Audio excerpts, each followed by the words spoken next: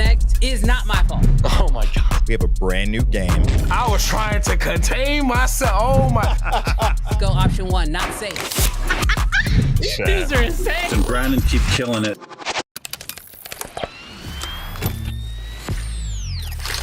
Yo, what is good, creative fam? Welcome back to another episode of Uncensored. Let's just get this out of the way early. I need y'all's help this week. Because this week I'm riding solo dolo. Mr. Jarrell Peak is out of town this week, and so I'm running this entire episode on my own, which means I need y'all to sound off in the chat. Don't make me do this show by myself. We got a lot of awesome news stories to go over today, and I need you guys to help me get through them. But just because I'm here by myself don't mean we still don't start the show off with a bang. Let's get it. I gotta rap both sides by myself today. Let's see if I can do it. I don't even know if I know all the words on his side. Lights, camera, action. Yeah, we back again. Talking all the latest gear. Bring your lens, bring your friends. Sony gang, pull up. Canon fan people too. Black Magic Mafia. Tell me what you shooting for. We got red users flexing. Lumix gang in the chat. Nikon in the cut. Yeah, we steady making. We breaking it down. No filter. Tell the rip 'em hype. If the camera ain't fire, we ain't giving it no likes. NAB, new drops. Anycam, who's high? Black Magic price drop. Man, that's a jackpot. Firmware updates, leaks, and the rumors. Who got the best shot? Creative and the movers. This is Uncensored, real talk, no cap. Live every week. Yeah, the fam got my back. CFA Connect, man, you know where it's at. So grab your popcorn, hit subscribe, and let's chat. Let's go. Oh, I only missed one line. Oh, I'm so used to being able to turn certain lines over to Jarrell. I also will say, I totally started losing my, I forgot to breathe. Chat. Totally forgot to breathe. Oh my gosh. But what is good? Super excited to be hanging out with you guys today. As y'all can see, the chat will be on the screen. Let's go. Mark says, I think it was smoother alone. Hey, Mark, man, I appreciate that. Because Lord knows, I'm out here just trying to make it happen. You know what I mean? James says, not bad. That's all right. I'll take not bad. Because that's definitely a two-person song. For sure. Sam Newton coming in for a feature. Bro, I remember back when Sam dropped his first song, I was like, yo, let me get on the remix. I hit him up. I was like, yo, let me get on the remix. Obviously, it didn't happen. But, yo, I'm super excited about it. DM Color says, Brandon, you are not alone, man. I appreciate that, dog. I appreciate that. Brendan says, does this mean no Diddy cam? All right, look. This brings us to another really, it's sort of, man, how do I put this? It's sort of like, I guess it's bittersweet. Like, I haven't, like, it hasn't hit me yet, but it's starting to. If you were to look around the rest of the office, which I don't have the other cameras set up for you to see the rest of the office right now, and for a good reason. The office is a little bit of a shell of itself. As some of you guys know, I have been longing for a new office space. And I am happy to say that today is officially moving day. I have pushed everything to today, so that way literally I can do this live stream, and then immediately after we're done streaming, I've got internet companies coming in. I got friends coming over to help me move some stuff. So today will be, I mean, there's no way it's not, unless something catastrophic happens this week. But this will be the last time I shoot an episode of Uncensored in this office. And it's crazy to be doing it, like, you know, kind of on my own, because I moved into this office space on my own before I ever had Uncensored, before Jarrell even came on board. Like, I was in this office space and this was like my sanctuary. And now to be knowing that I'm moving into another space, which we are technically going to be in the same building, but we're moving to a much larger space that's going to open up for way more opportunities, way more fun. I have so many ideas for the new space. it's kind of like that last hurrah, that last moment of being in this space.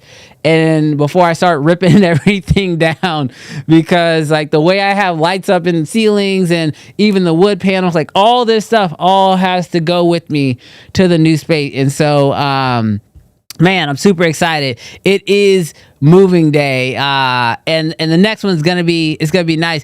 Cam says, we moving to Diddy's house? No, dog. We are not moving to Diddy's house. There's no baby oil where we moving to. So we gonna be good. We are going to be good.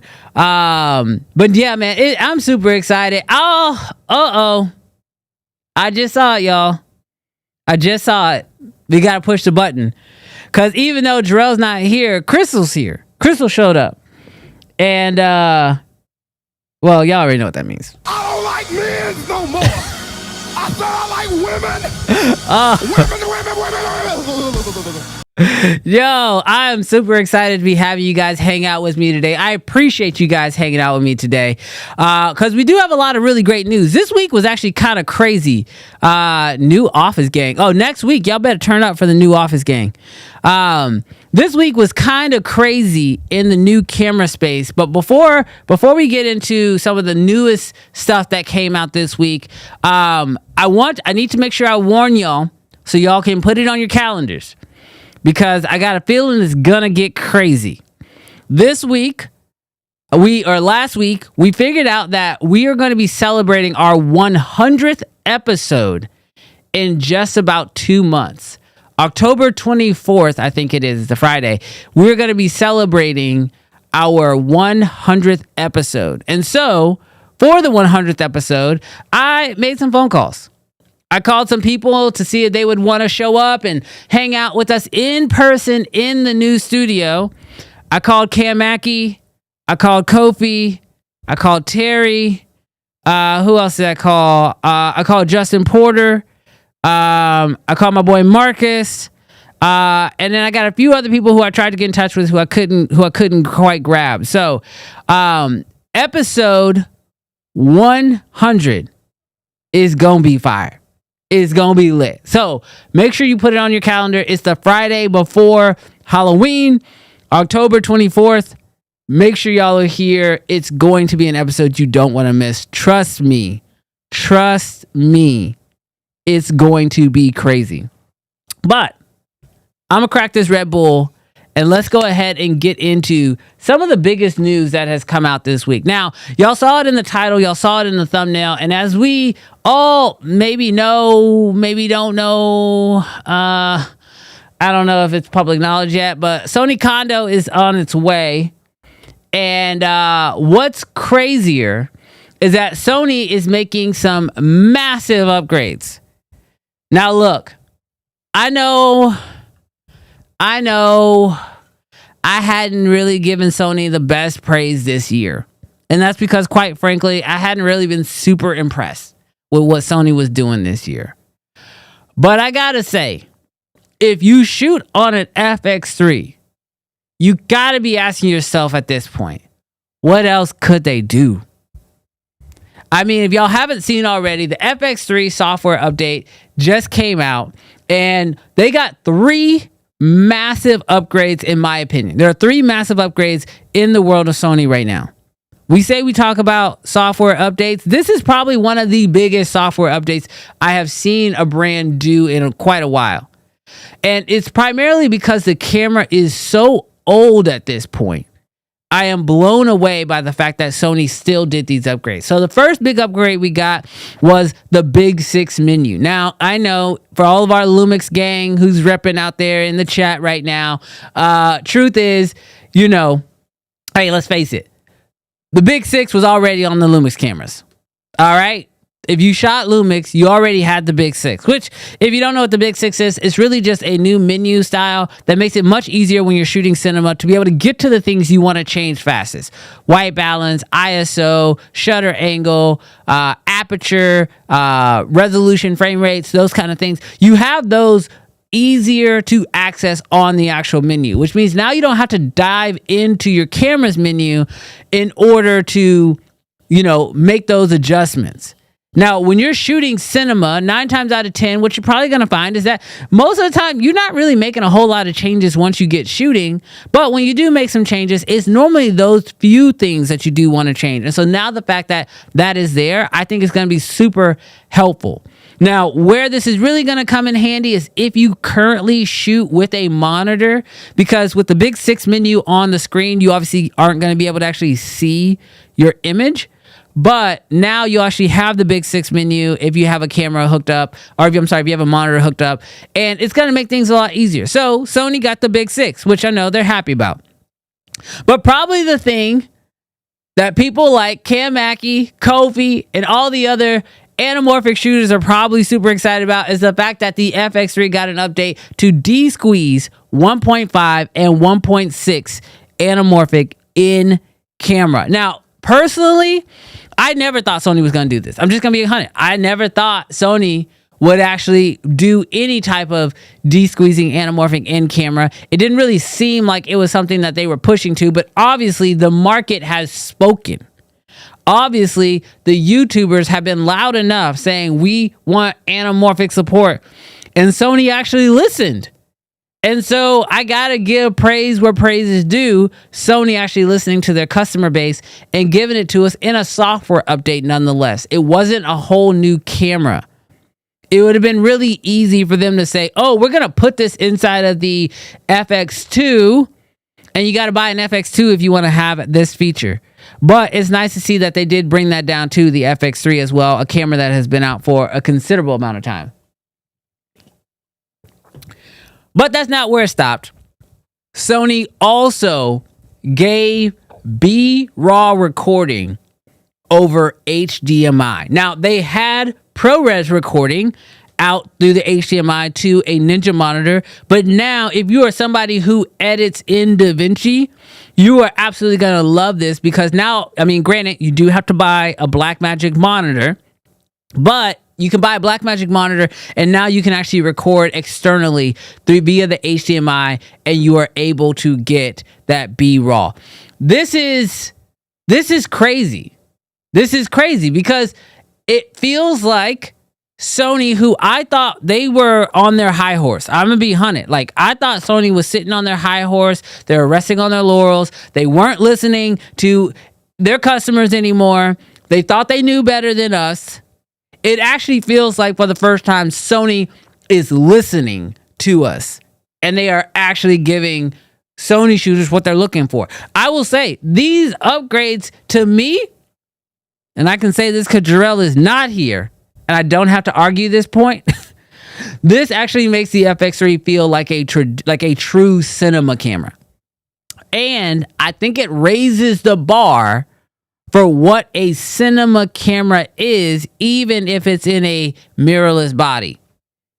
So the fact that we now have all these new updates to the FX3 and Sony's listening, this means that everybody else who releases cameras, if they're going to be classified as a video first camera or a cinema first camera, you know, this is going to be the new standard. So I'm really excited that this has been brought here, because it's going to send waves through the actual industry. And this is coming from a camera that has been out for a while, for years at this point. So to all my Sony gang chilling in the chat, I know we didn't really have a whole lot of positive things to say about Sony this year. I want to know, what are your thoughts on this software upgrade? And if you don't shoot Sony, do you think that this is something that we will start to see trickle into other cameras, everybody else? Now, Lumix gang, y'all got to chill out, because Lumix gang, y'all already knew y'all had all this stuff.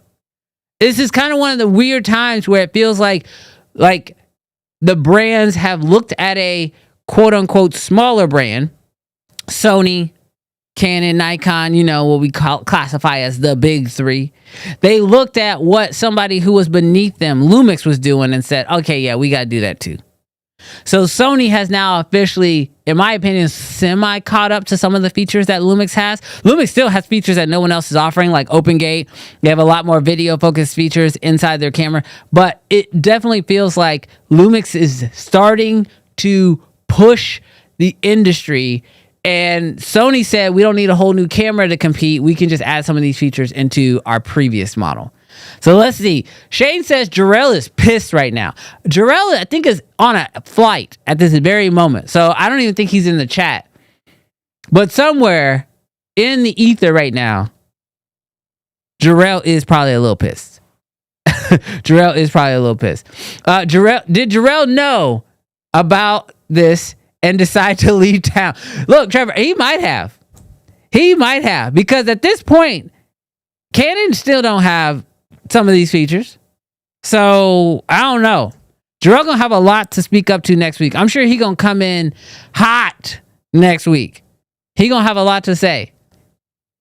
Does it have ISO control? I know that the XH2 BRAW has you locked in on the ISO you set in the camera. So I don't know, Chandler. That's a great question. This is one of my, I always get a lot of crap for this because for me, I say red raw is real raw and everything else is sort of secondary. I know. Get at me. I don't know how this is going to work because BRAW is one of those weird raws where it doesn't always play the same with every camera.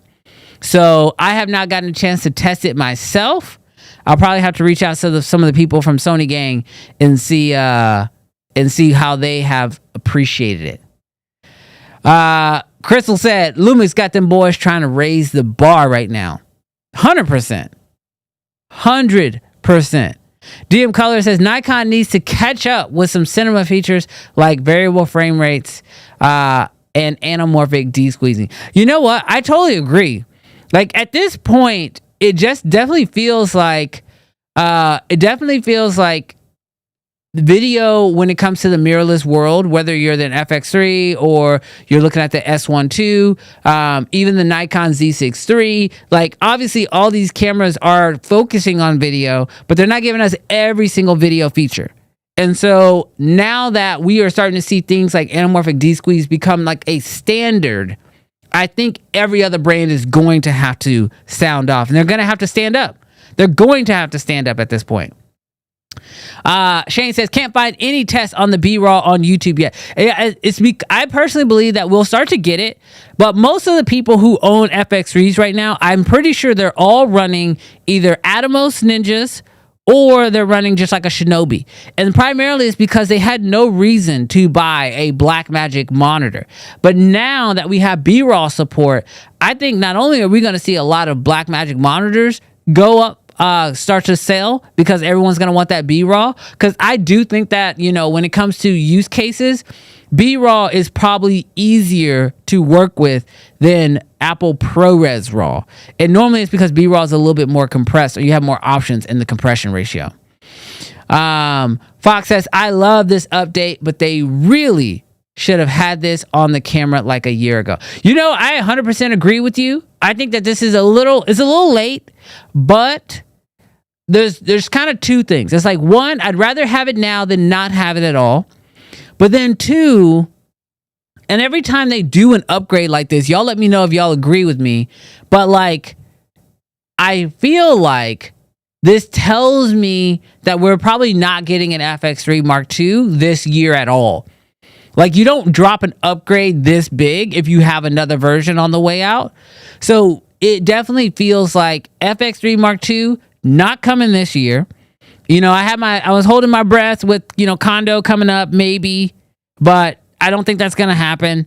And if anything, it makes me even think that maybe we won't even get one next year, but I don't know. I don't know for sure, but it is feeling that way. RJ says, same as Android, adding Apple features, and vice versa. It's all about giving your customers just enough to keep them while you're trying to get people to switch. It is. It definitely feels that way. Shane says, honestly, if Nikon just added LUT preview in camera, I would be satisfied. Shane said, my bar is low. I don't need a lot. I just want a little bit just to keep me going. James, our residential Blackmagic expert, says BRAW still needs to be updated on the video assist. Oh, okay. So maybe that's why we haven't seen any updates on that yet. But yeah, I Trevor says, hold the fort. Hashtag Nikon gang, we coming. Nikon might have something coming. But just like with anything, What they say, Shane says, still waiting on that Super 35 Nikon ZR. Just like with anything, I feel like even if Nikon is coming with something, they now have a new bar they have to reach. Because as long as Lumix is doing stuff, and like we're going to get into this in our next story, but like Lumix, like I'm looking at my notes here because I already know what's going to happen. Lumix is like really small, unfortunately, in the camera space. So if Lumix does something, the brands don't necessarily always feel threatened to keep up. But like if Sony does something, I guarantee you that's going to put some leverage. It's going to put some weight on your Canons and your Nikons. So for everybody who shoots Canon, who shoots Nikon, Sony doing this means a lot more than Lumix doing it. And I don't mean that disrespectfully. I'm just saying. RJ said, will this work with the Pixis monitor? I don't think it's going to work with the Pixis monitor because the Pixis monitor, as far as I'm concerned, or as far as I remember, it doesn't record internally, I don't believe. So I think you're going to have the Blackmagic Assist in order for that to work. So yeah, I mean, y'all let me know, is this a good thing? Is this a bad thing? James says Lumix still needs to restart their cinema line before they need to be taken seriously. You know, I think because of our next story, so much of it comes down to units sold. Because here's the thing, like with all these brands is at the end of the day, you know, there's people like myself, like Jarrell, like, you know, your Cams, your Kofis, all the YouTube creators who were very passionate about our craft. We're very passionate about the tech around our craft. And so, yes, we will get on YouTube and we will ask for what we want. We will tell them what we think needs to be added in. And we're all speaking from our own individual, experiences and like what we shoot, what we need. But the truth is that if we ask for something and that doesn't move the needle in sales, these brands have no incentive to do it. And so until they actually start to see sales that are making a difference or online Discord that it seems to actually be moving like behavior, there's no reason to make these changes. And so obviously something has come up in the Sony world, in the meetings within Sony that says, you know what? We need to add this Big 6 menu. We need to add anamorphic D-squeeze. And if we can get BRAW out of the HDMI, let's go with it. So I think it's absolutely necessary that we do something like that and that we keep pushing them. Trevor says, let's be honest. Nikon's been making the biggest moves in terms of improving their cameras after all. They've had the most catching up to do in terms of video. I agree with you, Trevor. I think that Nikon has been making some big moves. Obviously, the biggest move they've made so far, purchasing Red and gaining access to all that Red tech. But you have to put it into a camera. You have to package it, and you have to be able to move units. Because only when you move units do you prove that the industry needs and or wants your product, and then that gives you the resources you need to continue to innovate on that said product. So I definitely am still thinking that Nikon, and when we say they've been making the biggest moves, they also had the furthest to go. Nikon, like, let's be honest, before the Z9 for sure, but even after the Z9 and even when the Z8 came out, nobody took Nikon seriously in the world of video, even though they had some amazing video features in their cameras.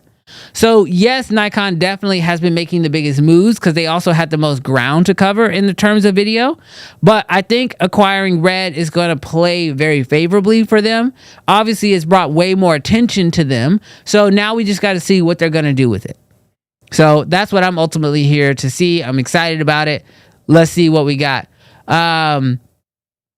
Brandon, my opinion is irrelevant. I'm still shooting on the FS1. That doesn't mean your opinion is irrelevant, all right? Everybody's opinion is relevant to their own situation.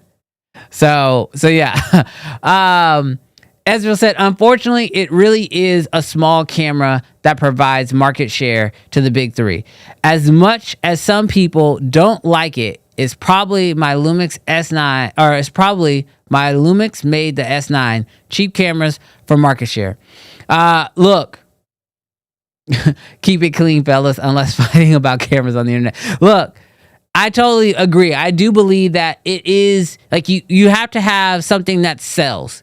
Like we all know that like Apple sells, the high-end Mac Pro, but they sell way more MacBook Airs and base model MacBook Pros, right? And so even though like we like the high-end stuff because that plays more favorably into what we do, you always have to be paying attention to what they're doing at the lower end and how those units are moving, because that will tell you who has the most money to then go ahead and invest in some of the bigger stuff that, we want, right? So that's been my opinion, at least, kind of going into it. It is very cool to see Sony doing something good. As far as I'm concerned, and it's kind of crazy to say this publicly. Gosh. Yeah, it's crazy to say. This, a software update is the biggest win that Sony has had this year, but it is a big win. So giving Sony their praise on this FX3 7.0 software update that also, I believe, trickled into the FX30 as well. Massive props to you guys. Want to give you your praise where it's due. Good job. We appreciate that. Every other brand, we appreciate it when you guys listen to us and give us what we want also. So just gonna give them that. Brandon, I think your invitation to Sony condo is now in the mail. I'm telling you, bro, it ain't coming. It's not coming. It's all good. I've done too much damage this year. But say like this is. I literally was having this conversation with somebody earlier this week, and it's like with Uncensored. When I started this, the point was to just keep it a buck, keep it 100% no matter what. And I think as creators, it's our job to be 100%, because when you do something poor, like you make a poor decision, which in my opinion, there's a lot of good things about the FX2, but there's a lot of bad things about it as well. And so when I point out the negative, I think it's important that I point out the negative. It's necessary for the industry. But that way, when I also say something positive, like right now, this FX3 software update is a positive, I'm telling the truth. I'm not just trying to gas it.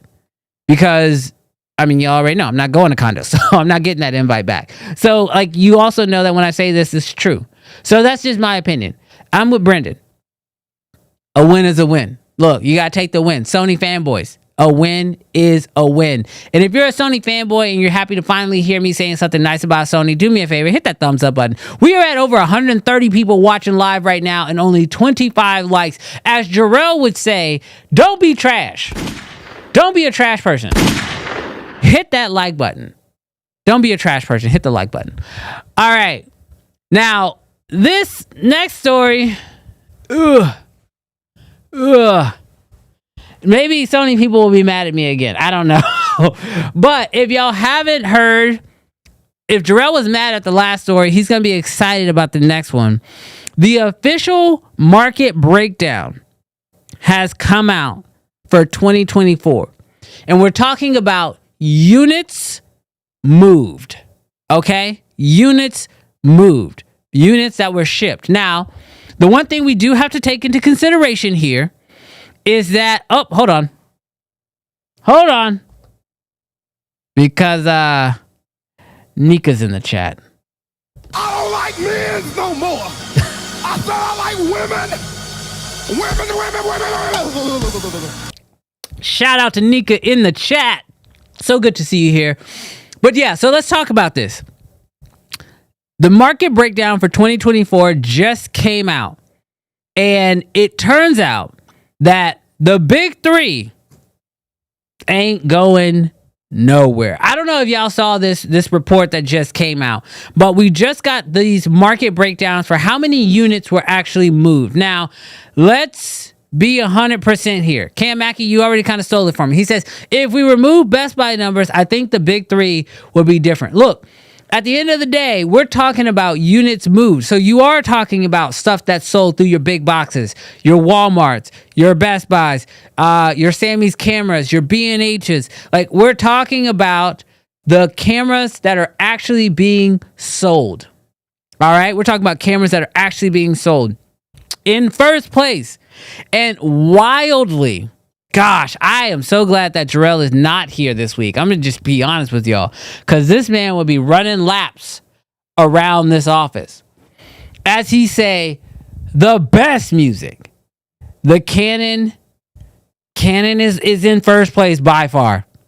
Canon is in first place, selling 3.53 million units, owning 43.2% of the market. Look, I know I'm part of that problem because I bought a few Canons. I don't know if I bought Canons last year. Maybe 2023 I bought Canons. I can't think. I don't know if I bought any Canons last year. I might have bought an R7. Oh, you know what? I did. I bought an R7. Yeah, I might have helped to that Canon number. My one measly purchase. But Canon is dominating the market right now at 43.2%. In second place, selling 2.33 million, is Sony at 28.5% of the market. Now, if y'all can do some quick math, what you'll realize is that most of the market is gone, y'all. Most of the market is already gone. Rounding out third place is Nikon at 960,000 units. Of course, Jarrell shows up right now. Y'all, chat, tell me what Jarrell's... Look, of course he misses the first story where we're talking nice things about Sony, and this man shows up for this story. Dang, I'm not even on the show for 1 week, and everybody show up. Look, of course he shows up right now. Of course Jarrell shows up in the chat right now for this story. Wild. Look, Jarrell, Can't Mackie say, somebody block Jarrell. Look, that's crazy to think. Canon's in first place at 43%, Sony in second place at 28%, and Nikon's in third place at 11%, chat. At 11%? Yo. So this means now what we're looking at is a situation where you don't have a whole lot of percentages left, because unlike the way some people like to do math in this country, percentages can only add up to 100. All right? Percentages can only add up to 100. So what we're looking at is a genuine problem. A genuine problem for everybody else. So I'm gonna break down to you guys real quick, because I gotta look this up real fast, because I want to make sure I got these numbers right. So what we're looking at now, we're looking at in fourth place is Fuji, chat. In fourth place is Fuji at 740,000 units, and they take up 9%. 9% of the market. And you want to know what's crazy? In fifth place is Panasonic. Fifth place is Panasonic at 280,000 units, only bringing in 3.4% of the market. Chat, that is diabolical. That is a diabolical stat that I'm reading. And this is just market. Now, I got to give a little bit of context here. The brands send out their numbers. Now, the truth is that sure, maybe Canon, Sony, Nikon cooking the books a little bit. But truthfully, I don't think they are. Because everybody could, and it'd be very easy to fact check them. Because all their numbers are made public because they're all publicly traded companies. So it's insane to me to think about the fact that Canon owns 43% of the market, Sony owns 28%, and leaving only 11.7, almost 12 for Nikon, less than 10 for Fuji, and less than 4 for Panasonic.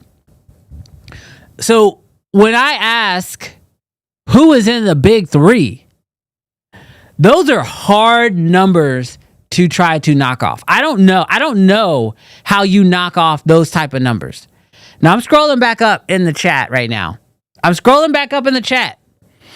And I'm trying to see if anybody's fighting me on these numbers. Stanley said, well, this list resolves a few of my life problems. It don't. Because I don't think these numbers 100% indicate who's making the best cameras, but I do think that these numbers indicate who's selling the most cameras to the biggest fan base. For example, my son is I told you guys my son's in school, or he's in junior high, and he just joined the photojournalist team. And they needed cameras for the kids to be able to use. Now, y'all know I have a lot of cameras. One of the cameras that I have a few extra of in this situation was an R7.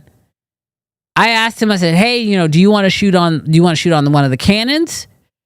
You can take the R7. I got a kit lens, the 18 to 135, which is great for him because he's taking pictures at their school sporting events, right? He was like, oh yeah, that's great because Canon is what the rest of our school is shooting. Y'all, there's a reason why the schools are shooting Canon. It's because it's easier. And let's face it, they have a lot of different cameras at different price points that are easy to get into. He said next to Canon, because my son knows what I do. He's very into what we're doing. Next to Canon, other people have Sonys. The market numbers that I just broke down to you guys are making the perfect sense. Now, that doesn't mean that everybody who's shooting these systems are shooting the best versions. Like, my son is shooting the R7. That's not an R5. It's not an R6 Mark II. It's not an R1 or R3. He's shooting an R7. But here is the thing that I believe happens is so many people get started by going into a Best Buy, like Cam Mackey was saying, and the Best Buy employees tell them, oh yeah, just buy this Canon.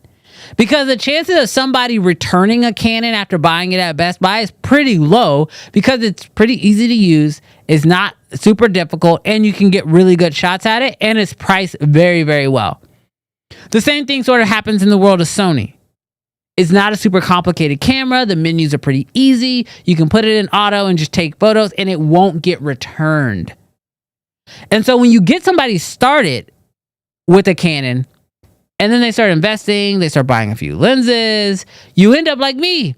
Someone who has an RF system, primarily because of my Reds, but still, I have an RF system, and it's really hard for me to make the switch because I'm so invested in the system.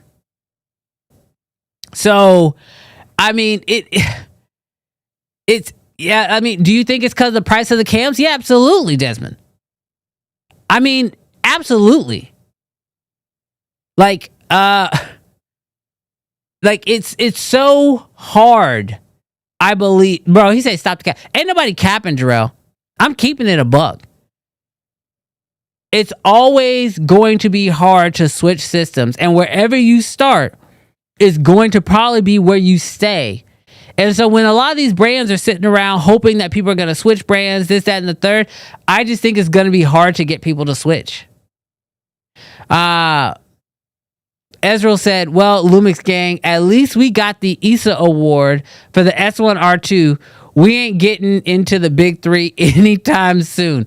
Look, Ezreal, I appreciate the fact that you have the understanding to take a win as a win. Look, I agree. Look, we didn't get a chance to report on this last week, but yes, the Lumix gang did get a big win at the ISA Awards. They won Camera of the Year, Mirrorless Camera of the Year for the S1R2. And is the S1R2 a great camera? Fantastic. Fantastic camera.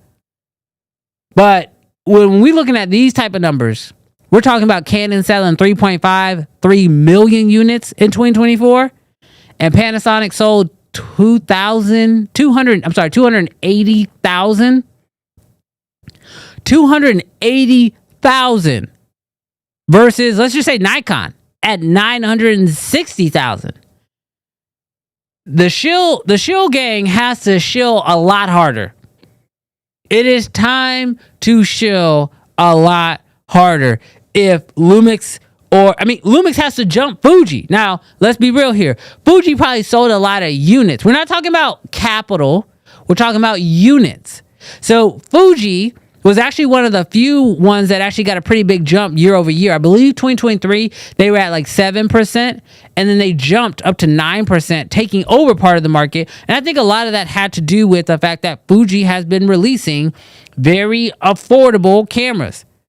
The X106, the new E5, all their new not point and shoots, but all their new like more budget friendly cameras.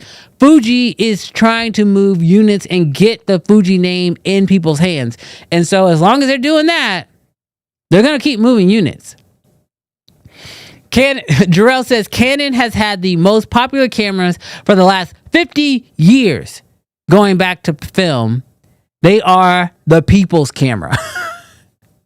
Look, I believe that they have had the most popular cameras. Yes, I can agree. I think Canon probably has had some of the most popular cameras. What's crazy is like when you think about certain cameras, like I don't know if you guys remember the M50. The M50, it wasn't even an RF mounted system. That was Canon's most popular camera of the year when that camera came out. Canon has a way of getting people in the door to photography. They just do. And when you walk in the door into Canon, just like Jarrell, you ain't going nowhere. You just ain't going nowhere. Cam Mackey says, at the end of the day, in 5 years, we're going to be talking about the bottom three. So Cam Mackey is putting a 5-year timestamp on this. Cam Mackey says in 5 years, we're going to be talking about Nikon, Fuji, and Panasonic, aka Lumix. He's saying that Sony's going to fall out and Canon's going to fall out. Cam Mackey, are we going to be talking about the bottom three? I 100% agree. Will they be toppling the market though? Like, are we going to see a market shift that's that dramatic in 5 years? Because what you're talking about is knocking, either two things are going to happen.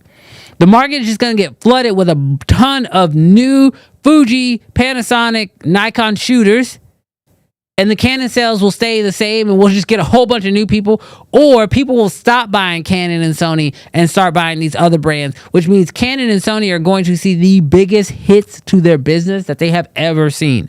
That, to me, is hard to believe. But, I mean, I don't know. I don't know. Maybe that's what's going to be. Oh, that's so hard. That's so hard for me to consider. Sean says you can't walk into most Best Buys and buy a mirrorless Panasonic camera like you can with a Canon, Sony, or Nikon. And that's very true. When you go over to the photography areas, like I remember when I worked at Best Buy, we had like a whole section dedicated to Canon, and they had like a windmill and like a whole little thing for you to like pick up the cameras and practice shooting with. Same thing for Sony. But for Nikon, Panasonic, they didn't have that. Their cameras were just kind of like off to the side. So when you walk into a lot of these big boxes, like Canon looks the best just by the presentation alone. So yeah, you're going to move more units. And maybe that's why Canon doesn't work with YouTubers, because they said, why we need to work with YouTubers? We'll put our money into the Best Buy store. We'll move more units that way. It's wild. Doc says, iPhone gang, we get new cameras in a fortnight. Let's go 17 Pro Max. That, you know what's crazy? I mean, I believe it. More people probably gonna shoot with their iPhone this year than all these brands all combined. But I don't know. We'll see. Stanley said T8i for life. It is tough. Cam Mackey says, I heard Jarrell bought 27 Canon Rebels for each of his kids. I mean, that man don't have 27 kids, but he might as well. Loud and clear says, Brandon, your mic is a little hot. Uh-oh. All right, I'll pull myself down just a little bit for you. But yeah, so it's going to be tough. It's going to be tough. I don't know. I don't know what's going to happen in the next 5 years. Cam says, I meant in 5 years, ain't no one going to be buying this camera. Oh, no one going to be buying cameras. Oh, wow. Dang. Nobody's buying cameras in 5 years. Maybe. I don't know. Kevin says, what do you think about these brands' abilities to pull in new creators into their ecosystem? So, Kevin, I honestly believe that switching ecosystems is like one of the hardest things you can get somebody to do. Personally, I have been recently trying to decide if I'm going to switch ecosystems.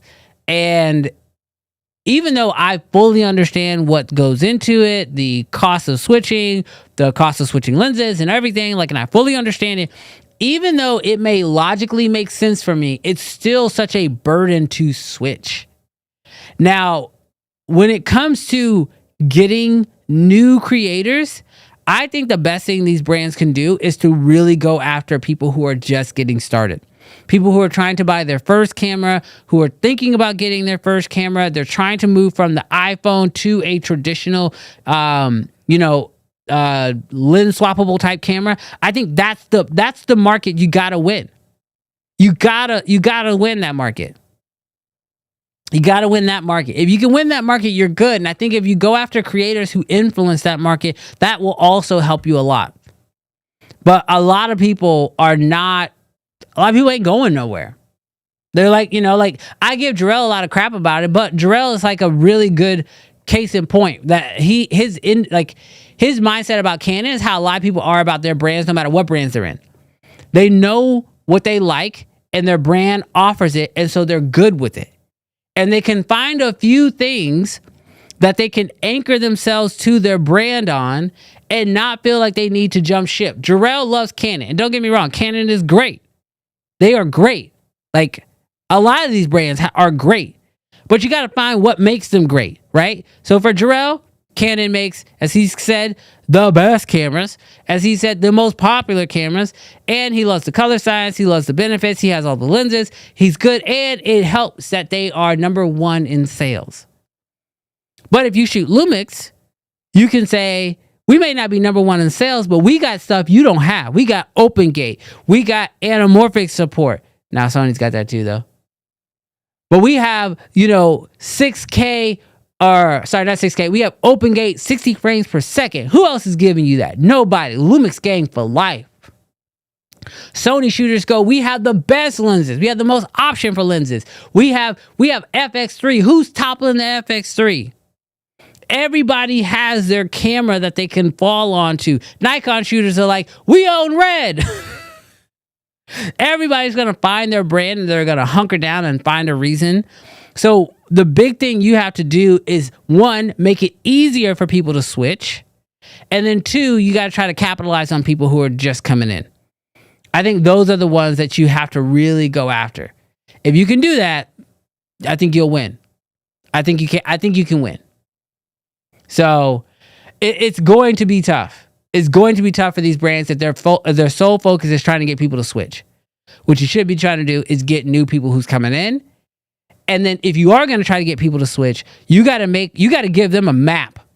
Like, to me, the brand that could get the most people to switch is probably Nikon, because their mount is so versatile.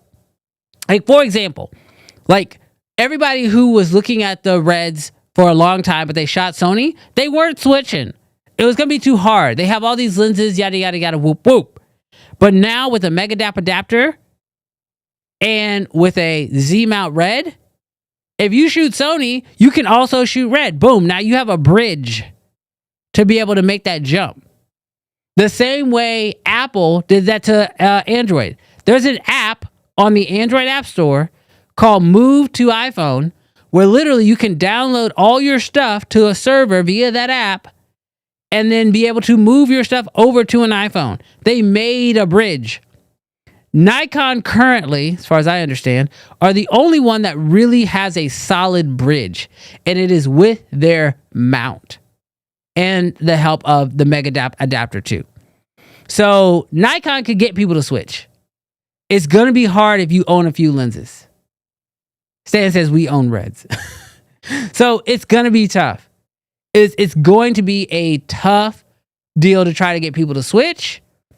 But like for example, I feel like even with somebody like Jarrell, if he could take his lenses, his RF and his EF lenses, EF he can move, but if he could take his RF system and be able to buy a Sony or buy a Lumix or, be able to take those systems with him, then I think he'd be more interested in testing out some of these cameras. But when you can't take your lens system with you, it just becomes super hard. it just becomes almost, I mean, now I'm not going to say it's impossible to switch, but it is a heavy ask to get people to switch. So Ted says the big three also proves physical box stores still matter. I think that physical box stores still matter, especially when you are talking about things that are harder to understand. Like camera companies, they don't do these big Apple presentations, and their cameras are not just out there everywhere. And so, yes, when you don't understand something, you want to go in and talk to a person, especially when you're buying something like a camera. So I feel like that'd be nice to say that it would be that easy, but, we'll have to wait and see. Trevor says, all that matters is hashtag we own red. Nikon owns red. That's all that matters. So yeah, I'd love to hear what you guys' thoughts on this. Sound off in the comment section live. I'm pulling up as many of them as I can see. I'm trying to read them real quick and pull them up. Kofi says camera development is often 3 to 4 years. So that is true. It normally is about 3 to 4 years, but that's where it's always like, you're also kind of guessing, You're also kind of guessing on what's going to be there. Kevin says, is the big three, Canon is Drake, Sony is Kendrick, and Nikon is J. Cole. Ooh.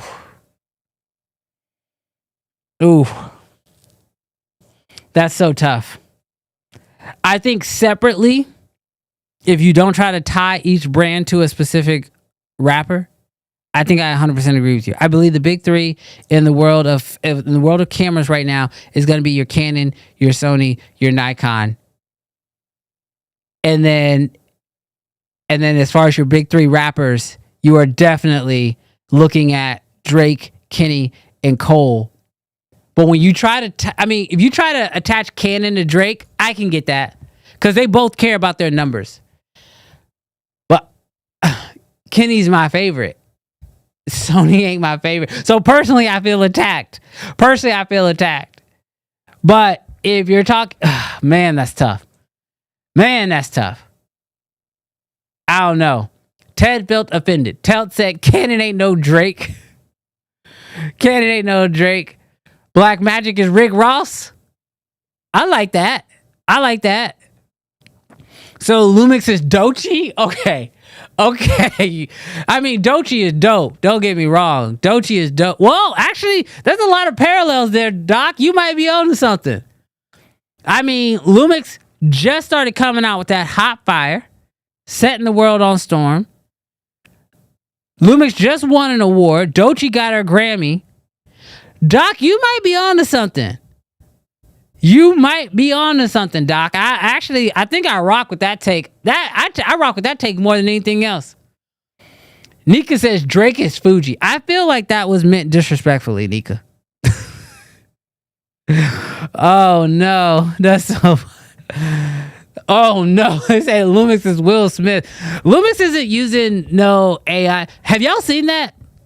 I don't know if y'all saw that. Will Smith is in some hot fire right now. Not in a good way, because his recent video came out and it looks like he's using AI generated video to generate his crowd. I have seen the clips, y'all. That crowd look AI generated for show. That AI, y'all, it looks AI for show. It sucks. Like, Will Smith was one of my, when I was growing up, he was one of the actors. I actually liked Wild Wild West. I know. Raise your pitchforks. I liked Wild Wild West. I was a huge fan of Will Smith. Watching his career go down in real time as you see him fighting to keep it up, it hurts my heart. Oh my God. Frank, I'm not putting that up on stream. I just saw what you put. Larry says Nikon is Pusha T. Ooh, that's a hot take there too. I don't know. Kevin says, where's Tyler the Creator sitting on this list? I would honestly put Tyler as a Fuji. I would put Tyler the Creator on Fuji. Because he's not, I mean, he's moving units, don't get me wrong, but he's super creative and he cares more about the art than he cares about the numbers, but he is low-key hella skilled. So for me, I would probably put Tyler, the Creator, I would link him to Fuji. I don't know why I'm putting him on my list. Like, I don't know if he's going to make top 5. But I'm definitely going to put, if I'm lining up, we're lining up rappers to brands now. That's what this show's doing. I'm definitely going to put Tyler next to Fuji. I think that's it. Oh my gosh, I just saw Diabolical. So, who said that? Mark, he says the iPhone is Lil Nas X. Y'all are wild. Oh my gosh, y'all are wild. That's a wild take. Oh my gosh, that's a wild take. iPhone is Lil Nas X. That's crazy. That's crazy. Oh my gosh. Doc says Red is Dr. Dre. Old school, but still dope AF. Doc, I like that. I rock with that. I you know what? I can get down with that. Now, hopefully, Dr. Dre can come into Nikon's building and help them out, like he did with Apple and a few others with Beats by Dre and gave him software, or he's taking on Eminem, he's taking on 50. Hopefully, we can get some. So hopefully, the Doc can help him out. Oh my gosh. Oh, Kevin, he says if one of his friends. Kevin, I'm not gonna pull that up on stream, but that's crazy. I mean, no, I'm gonna leave that alone. Kevin, I'm not going there with you. I'm not going there with you today. I'm gonna let that live. It's already, the chat's already on screen, so I can't take it off. But I'm not going there with you today. What does that make Ari? Ooh, that's a good question. What would that make Ari? I mean, been in the game for a while. What would that make Ari? I don't know why. The first thing that comes to my mind for Ari is like Andre 3000. I don't know why, but that's like one of the first things that come to my mind. Ari would be Andre 3000. Ooh, that'd be tight. That'd be tight. Crystal, the ladies are speaking. Crystal says, like us, Beyonce. I'm rocking with the ladies. Beyonce and Doechii. Putting them on the list. Oh, Jasil. Whoa, what's up, bro? Good to see you in here. He said Ari is Michael Jackson. Completely untouchable. Oh, yeah. I mean, I was staying with rappers. I was definitely staying with rappers, but I think if we going outside of rappers, then yeah, I'll run MJ with you. But if we sticking with rappers, I'm with Trevor. Ari is Andre 3000 indeed. Indeed. I'm done. I can't read the chat. Cam Mackey, you a fool. You a fool. Oh my gosh. I don't know who I would line Eminem up with, but Eminem definitely. I go back and forth. Eminem, I believe, is in my top 5. I believe he's in my top 5. Lyricist, for sure. But yeah. Lyricist, for sure, top 5. All right. Yeah, y'all go after Cam in the chat. Why y'all go after Cam in the chat? For all of our Canon fan people in here, I do have some quick Canon news for y'all that y'all are probably going to be excited about. The Canon EOS R7 Mark II is reportedly in the wild.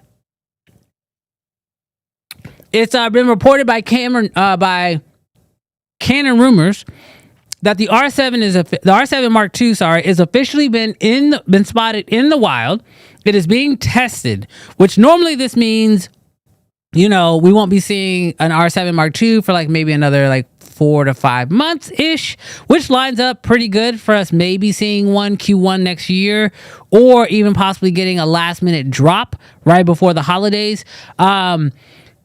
Honestly, the R7 Mark II to me has been a very important, or the R7 Mark I has been a very important camera to me. I technically, let's be honest, I own 3 of them.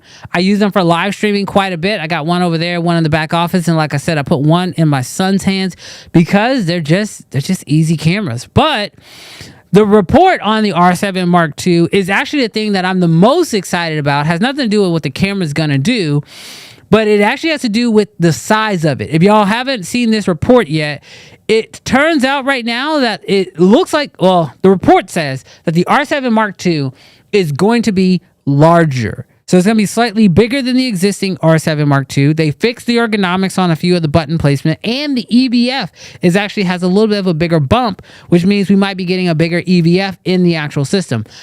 I'm going to say this for the brands in the back. We don't need the cameras to be super small. Now, we're not looking for Blackmagic pockets, or not Blackmagic Pocket, Blackmagic Cinema Camera 6Ks. They don't have to be massive. That's kind of like the top of it. But like if you're making mirrorless cameras, they don't need to be the smallest things in the world, especially if that means we have to sacrifice certain features. So if you're telling me right now that the R7 Mark II is larger, and it's because you put like a full-size HDMI on it, unlike what the original has, I am here for it. Bigger cameras are not bad. Like a bigger camera is actually pretty good. Now, if we can get lenses smaller, that's going to be super helpful, especially when it comes to things like balancing on, you know, a gimbal and stuff like that. But I'm just saying it for the brands in the back. You don't have to try to make your cameras smaller. Like we saw this with the FX3 and then moving into the FX2. The FX2 is technically a little bit smaller, even though they still made room for a new EVF. I'm just saying, bigger is better. Like make your cameras a little bit bigger. Don't be taking stuff out of the cameras in order to make them, you know, fit a certain size. Okay, so I mean, a few things that we do know about this camera, at least as of right now, it is being tested out in the wild, which is good. That means that they're getting feedback. And normally in the testing phase, that means the software is not dialed in, but the hardware normally is. So, you know, hardware is good. It is getting software tested. Great. EVF has been bumped up to a bigger body overall. But what this does tell us is that if you guys haven't been keeping up with the rumors in the Canon world, hell, let's just say it. The rumors are saying that something new is going to be coming sooner rather than later. Now, we always know that around September, a lot of cameras start dropping, or a lot of tech in general starts to drop. I mean, we know it's considered, you know, Tech-timber or Techtober. September, October is when everybody starts dropping new stuff. So this is when you definitely want to be keeping your ear to the ground. And the rumblings right now say that something new might be coming from the world of Canon. What this does tell us, though, is that it's probably not going to be the R7 Mark II if it's just now being tested. So now the question becomes, what will we be getting from Canon? I am inclined to believe that with all the past rumors being dropped, talking about something along the lines of a R, kind of like what they did with the R50V, us getting something in that space. Probably still crop censored. I'd be surprised if it was full frame, but would be happy to see it. But if we got a full frame or crop censored cinema style camera, sort of their next step in the R50V lineup, that would be amazing. I'd be happy to see that. I would also be happy to see something along the lines of a R6 Mark III. Chandler actually just posted this up, and maybe an R6 Mark III. I think the R6 Mark II is a fantastic camera, and we used it a lot for a lot of BTS, for a lot of my videos on my YouTube channel. I know a lot of people who shoot on the R6 Mark III would love, or I'm sorry, a lot of people who shoot on the R6 Mark II would love to get an R6 Mark III.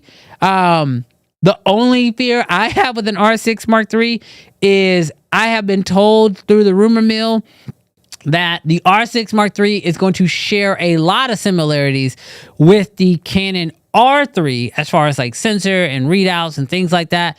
So if you own an R3, this like myself, it might be a good time to go ahead and put that thing up for sale, because if an R6 Mark III comes out that could do basically everything the R3 does, your camera's going to be devalued like crazy. So that's the only downside I can see with the R6 Mark III. Totally a selfish downside, but we could be seeing it. Mark coming in from the Nikon, he says, I just want to know what the Nikon ZR may be. Yeah, I mean, I think it's going to be a season of releases. I think the only company right now I don't think that might release something, but we could still be wrong because we do know that, Sony Kondo is right around the corner. Is it maybe Sony releases something because Sony Kondo is coming up, but I don't think it's going to be a cinema camera. I would love to be wrong. I would love for Sony to finish out the year on a high. I would love to see whatever Nikon's going to drop. I would love to see whatever Canon's going to drop. If Lumix got anything else to go, that would be dope as well. But we are rolling up on September, October, which means it is time for you to drop. Like Drake said, drop, right? And then everybody needs to show up like Kenny and just drop fire. I would love to wrap up this year with some of the best cameras we have ever seen. And so I'm really excited to see this all happen. So yeah, it's looking like it's shaping up for some big things. R7 Mark II, not going to be the camera that we get right now, but hopefully whatever Canon does drop blows us away. If any of the other brands plan on dropping stuff, I'd love to see that. Nika says, don't quote Drake. Look, Nika, I mean this, look, respectfully, okay? The best thing that has ever happened as a diehard Kendrick fan, diehard, Section 80, all right? Good Kid, Mad City, To Pimp a Butterfly, all right? Diehard. I got vinyls for everything. The best thing that has happened as a Kendrick Lamar fan was having Drake taunt Kendrick. Because I can tell you, after Morale and the Big Steppers, I was satisfied, but I felt like Kenny was like saying like, hey, I'm in a good headspace. I feel good. I feel like I've gone through therapy. All right. We might not have got another album for 3 years, and 4 years. I'd have been okay with Mr. Morale. I would have been perfectly okay with Mr. Morale. But when you poke the bear, we got Euphoria. You don't get a Not Like Us if you don't go drop. If you don't get those 3 drops, we don't get Not Like Us. We don't get the Super Bowl. We might not get GNX. It is hard to say this publicly, but come on. We got some of the best Kenny work we have gotten in a long time. I hate to thank Drake for it. I appreciate Drake being an idiot. The best thing he did was be dumb. He got us put to work. He put Kenny to work, and I appreciate it. So I'm going to quote it. Because those were the best 3 words that got me the best summer I've had as a Kenny fan in a long time. And watching the Drake fans squirm with every drop. Come on. Let's go. All right. Nika says, I agree with that. No Celtics win without Kobe and the Lakers. No MJ6 titles without the Bad Boys. But I can't quote them. Look, you ain't got to quote them. Every hero needs a villain for them to step up. All right? Every hero needs a villain. And I'm glad we got Kenny doing work. And all the Drake fans learned. Oh, what's up? We got a first-time stream watcher. What's up? Azik says, yo, been watching the clips for weeks now, but I'm new to the stream. Well, welcome to the stream, bro. Welcome to the family. We love it when people show up and actually get a chance to check out the show live, because in our opinion, it's the best way to watch the show. Unfortunately, you caught it on a week where Jarrell's not here, so there ain't gonna be no arguing between the two of us.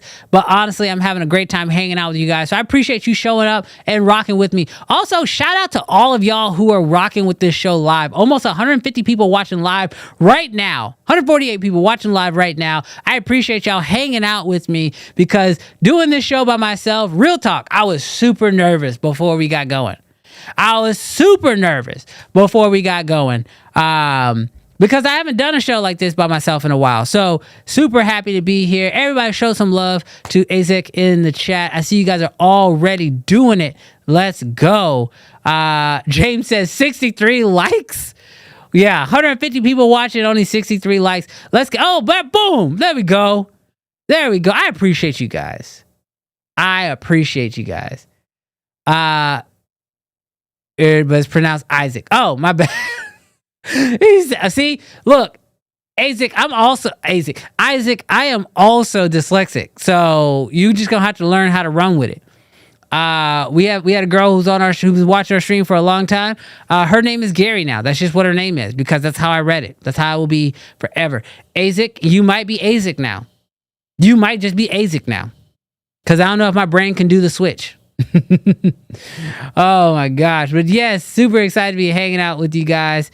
So happy to be hanging out. This is so dope. I love hanging out with you guys so much. So Cam Mackie says, don't worry, you ain't missing anything with Jarrell not being here. That is wild. Don't disrespect my co-host that much. Sure, he's crazy, but his crazy is entertaining, right? Cam, I can hear the slander. Oh, dang. Y'all fight it all in the chat. He says, I'm also a YouTuber and just started shooting on Red. Let's go. Red Shooter in the building. Let's go. Love that.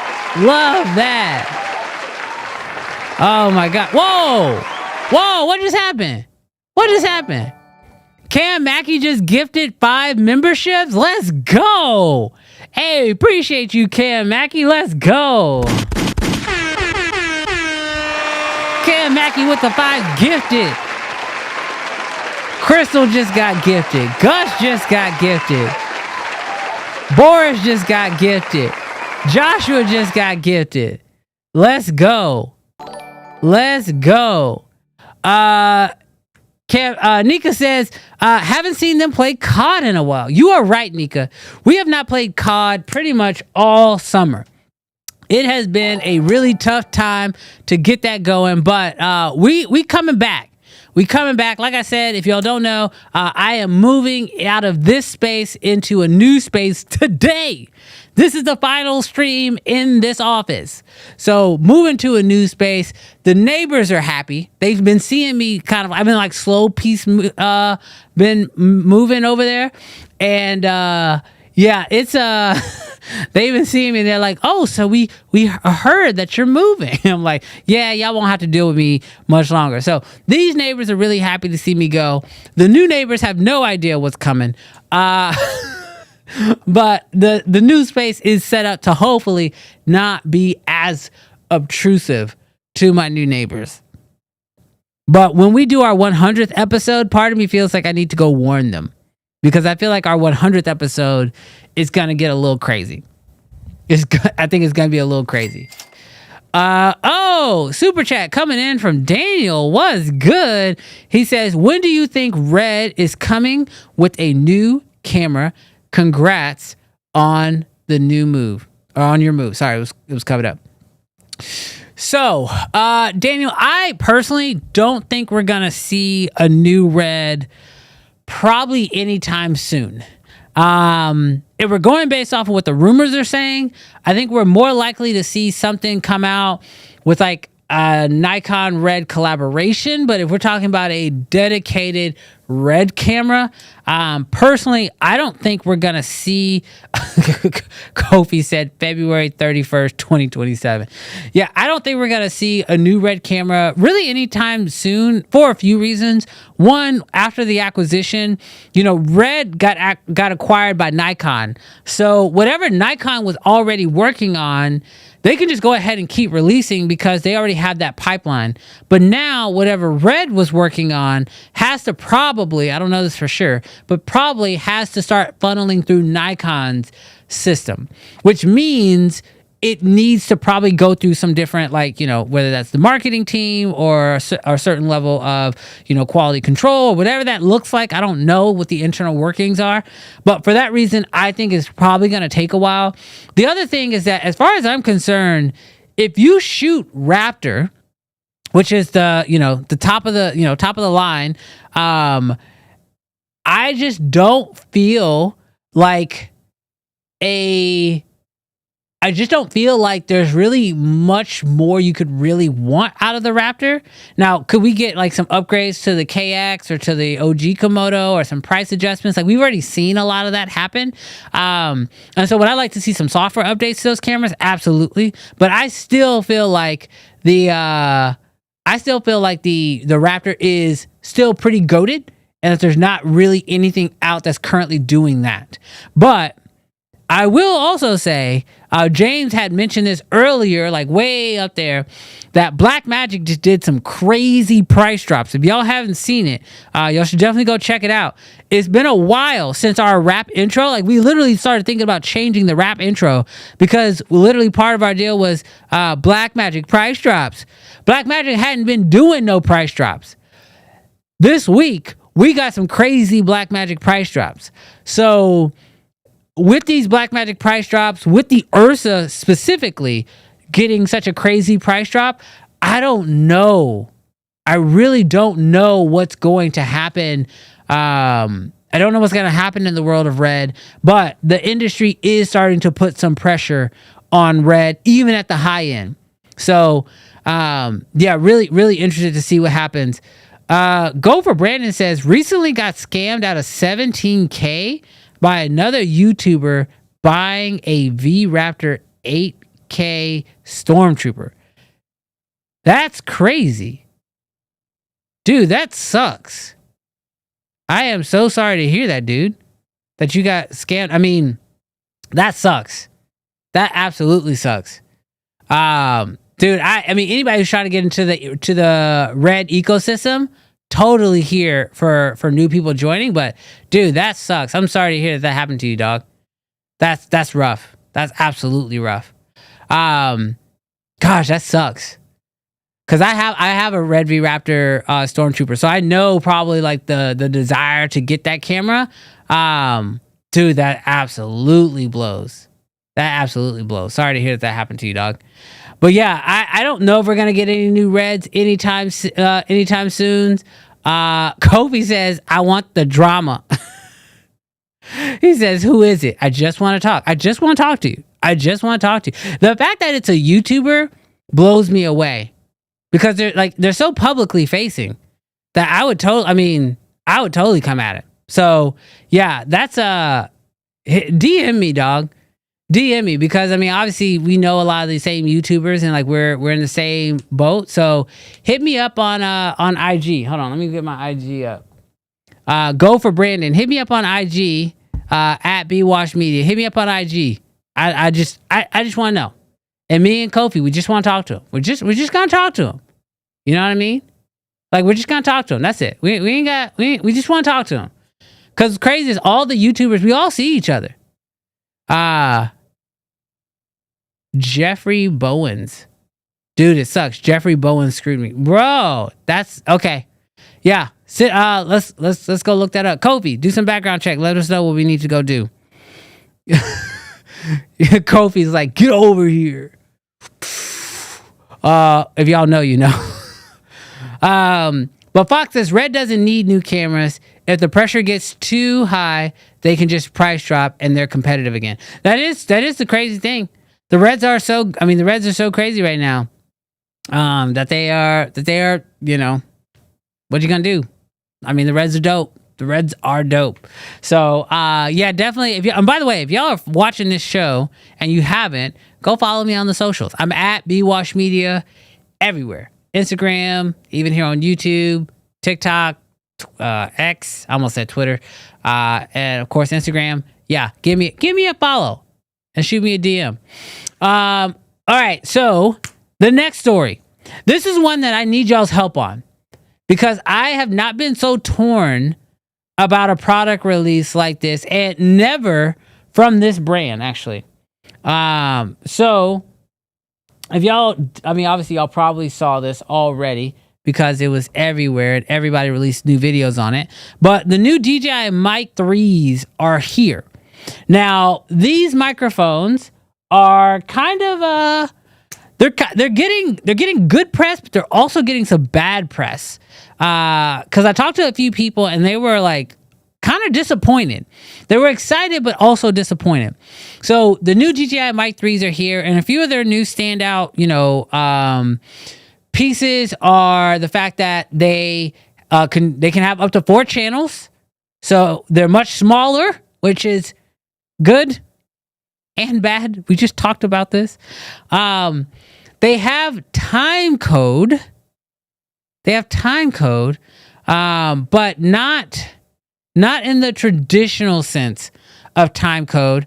They also can, if you plug them into the case for 5 minutes, they will give you 2 hours of charging. And if I believe right, you can take 4 different receivers and connect them together and have them all sync. And that's part of how their time code or whatever is working, to then be able to capture a lot of different sources of audio all at once. Now, the pro here is when you watch DJI's ad, it definitely feels like they're going after this. It seems like they're going after, like ASMR. Like put the microphone on the blade while you're cooking, or clip it to your hand while you're playing a sport, or just like attach the microphone to freaking anything you can think of. So that way you can be capturing all the audio and have it all, and you can sound design it, ASMR, all that great stuff, right? But the biggest problem, and this is where some of the pushback has come with these microphones, is the fact that these microphones do not have a 3.5 audio jack. Now, I have had complaints about the 3.5 millimeter audio jack on them because personally, he says, Noah said, put the microphone in a pot while you're boiling water.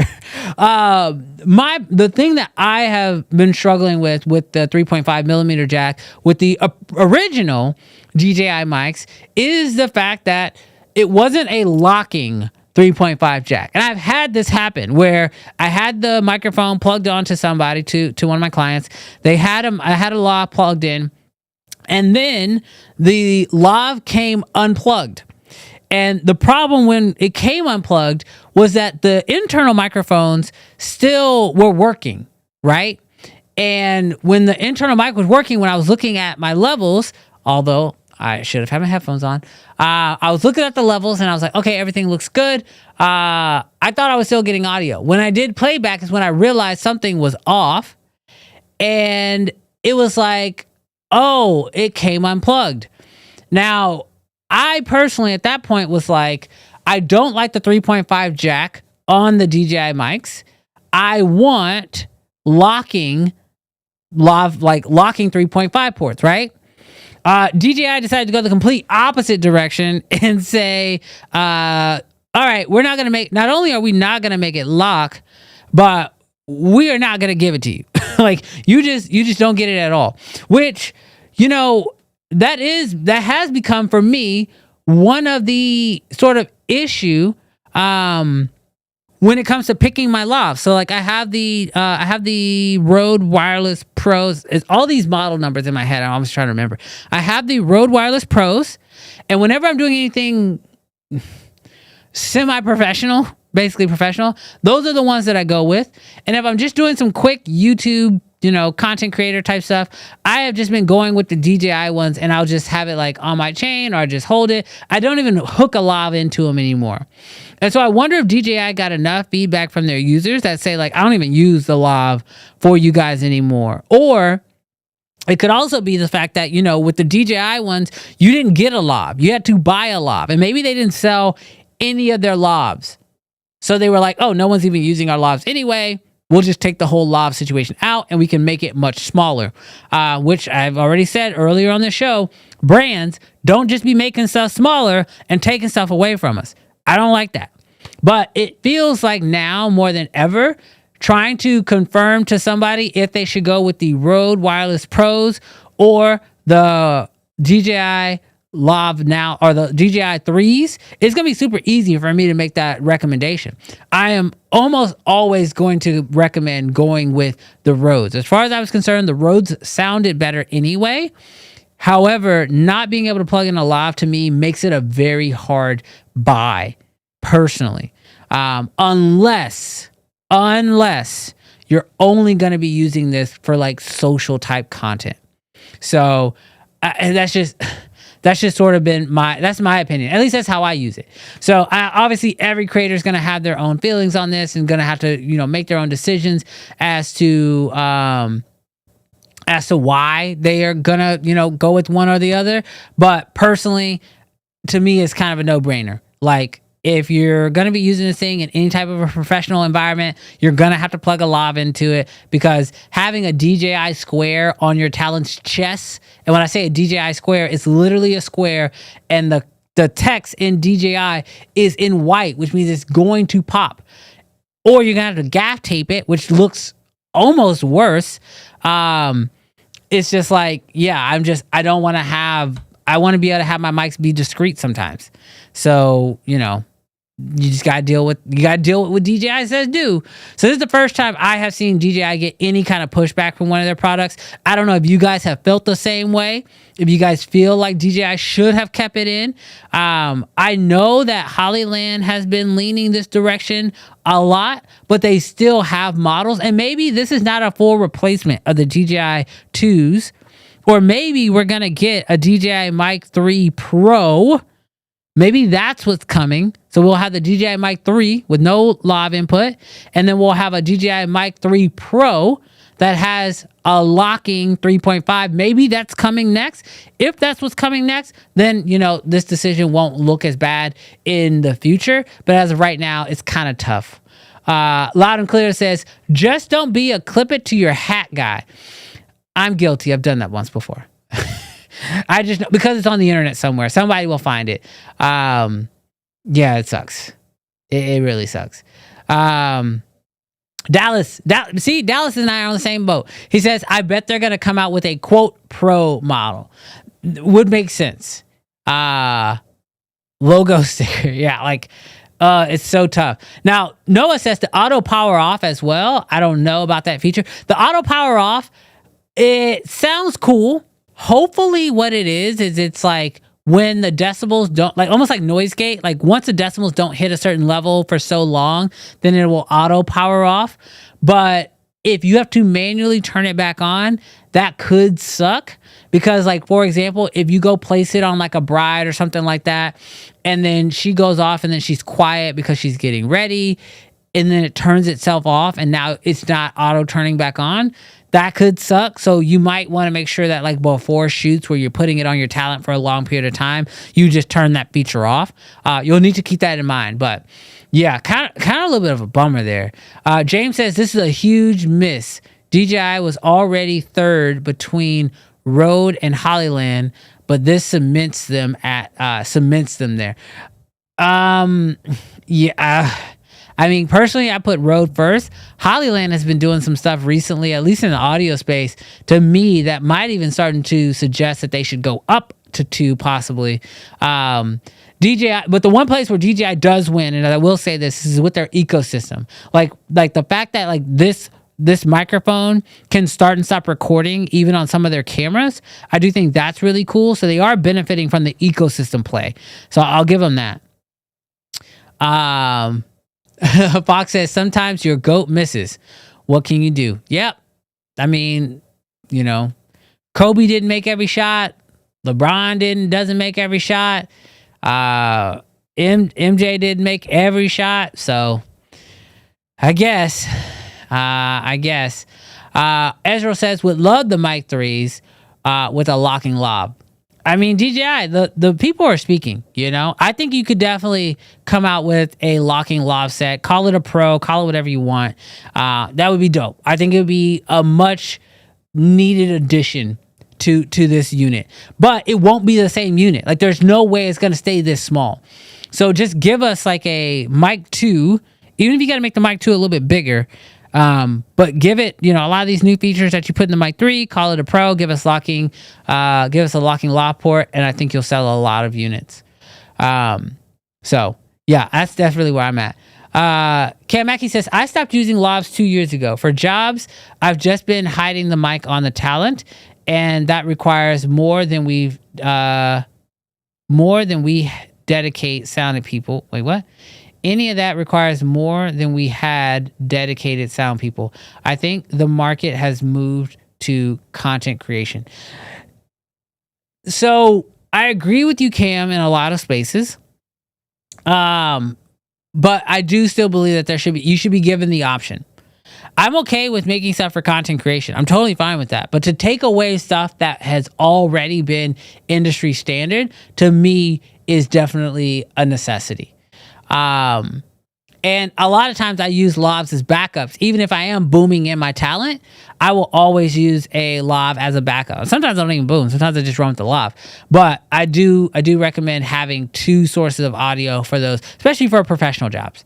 I mean, definitely for professional jobs. You should almost always have two forms, because I have had problems. I've had AC units kick on that makes the boom sound different. I've had the lob die. Like, so there's different reasons why you want to have two sources. But that's just kind of been my take. Kadeem says, does anyone use boom mics? Yeah. I mean, I think people still use boom mics. I think you should use boom mics on professional jobs. Cam says, but I would be shocked if a pro version came out. But again, I think the numbers are pros buying versus creators. Yeah, obviously creators are buying more. They absolutely are. Anything that requires more, we have a dedicated sound people. Yeah, and I agree with that too, Cam. Like the feature that we just on, we had 3 people working in sound alone. So I 100% understand that having dedicated sound people there. I am just saying I don't want them to take stuff away. That's all I'm asking for. Just stop taking stuff away. I think there's a lot more doc style pros buying lobs versus creators. I think I can agree. Well, I don't know, Dallas, because a lot of creators, even the ones that are using their phones, who are just making like TikTok and like making phone style content, they're using lobs too. So I don't know if I would say there's a lot more doc style pros, because also like a lot of pros, and this is just like a true statement, and I don't know if it's true. This is my opinion. I think after a certain point, once you have your tools that get the job done, you stop upgrading.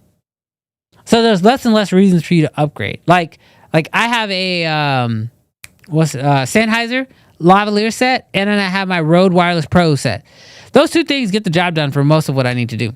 So like, I haven't really felt the need. Like, even though I got the DJI Mic 2s, and like I've said this publicly, like those were sent to me. I got those as a brand collaboration. I did not get the 3s on a brand collaboration.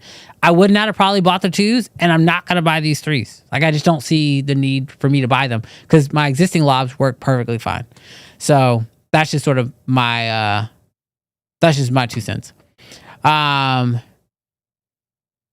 Andrew says, it's funny things too, how we consider, quote, pro versus creator. And the truth is more non-pros are buying new stuff versus pros, because pros buy stuff and stick with it until they need to change. That's literally what I just was talking about. Andrew, like, it is. I personally am not a huge fan of the word pro in the sake of putting it on product names. However, I understand why they do it, because it is a deciding. It does make it easier to decide when it comes to brands or like branding products.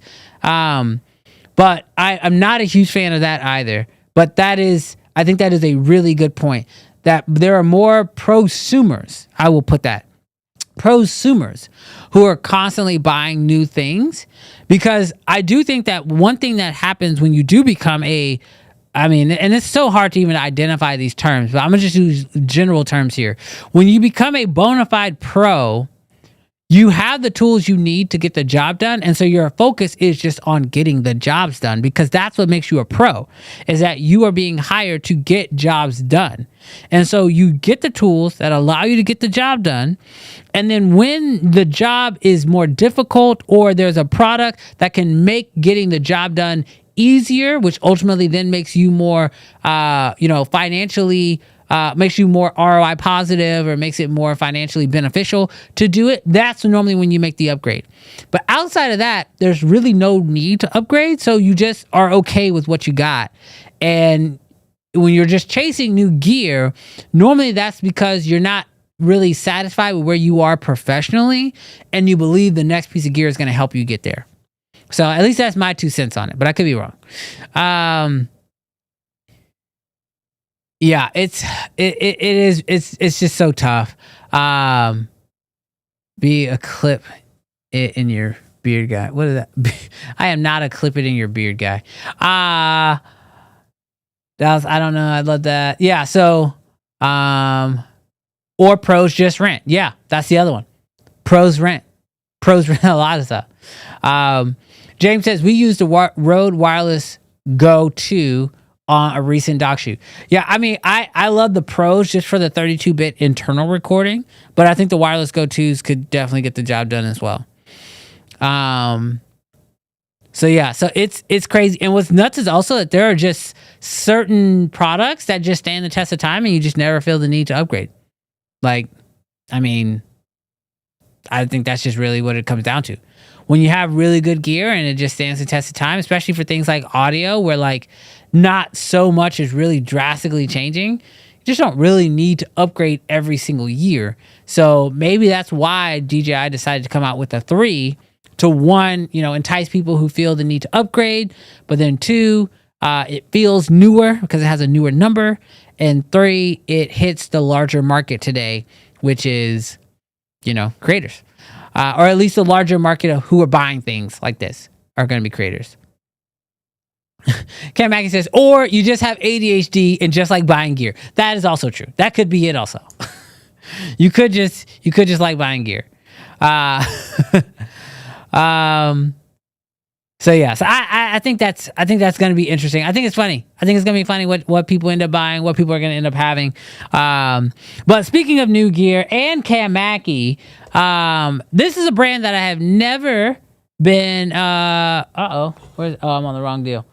This has been a brand that I have never been or felt obligated to consider, but recently, after some well done placed videos on YouTube, if y'all did not see, the new Hasselblad just hit the market, and the first set of units sold out pretty quickly, which is saying a lot, I think, for this camera, because I believe that the Hasselblad system is a very specific market. It's not a inexpensive camera by any means, and I just believe that the market for this camera is just smaller. Now, we have seen now what it looks like for DJI to release a camera, and this is basically it. Because if y'all did not know, I don't even know how many years ago now. I think it was the Mavic 2 the first time we saw it. But the Mavic, I think it was the Mavic 2. No, I have a Mavic 3. So Mavic 2. So it's been that long. But the Hasselblad X2D2 has now been officially released, and we are starting to see some of that integration of DJI tech. So this is a medium format camera that, surprisingly to me, I did not know this. They did not have this in the previous Hasselblad cameras, but now this has continuous focusing, and it's able to do this with the LiDAR system. So as somebody who is not the market for this camera, I'm not even going to pretend like I'm in the market of this camera, but would I like to play with it? Sure.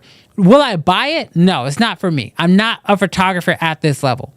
But it does give me a few things of interest, especially because it is being created with some of that DJI tech.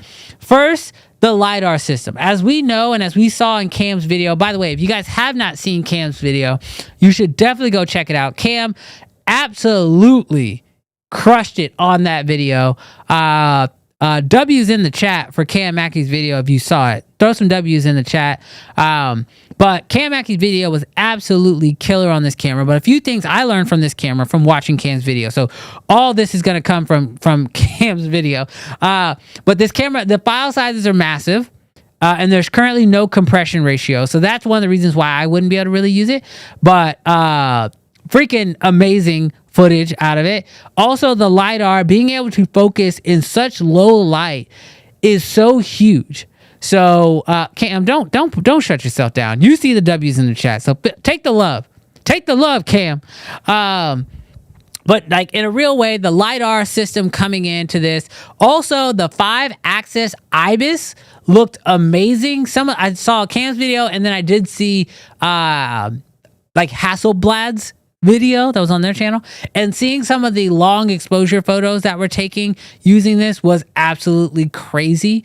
And so seeing these things from this camera, one, makes it just from a photography focused camera. Like this camera's not video. This camera's not for mirrorless shooters. This camera is for a photographer's photographer. You know what I mean? Like that is where this camera sits. It is a stellar camera, but for me, what was more interesting was seeing the DJI tech merge, because I am still under the impression that soon, I'm just wishing at this point, soon we will get a, Kobe, you can't distract me with comments like that.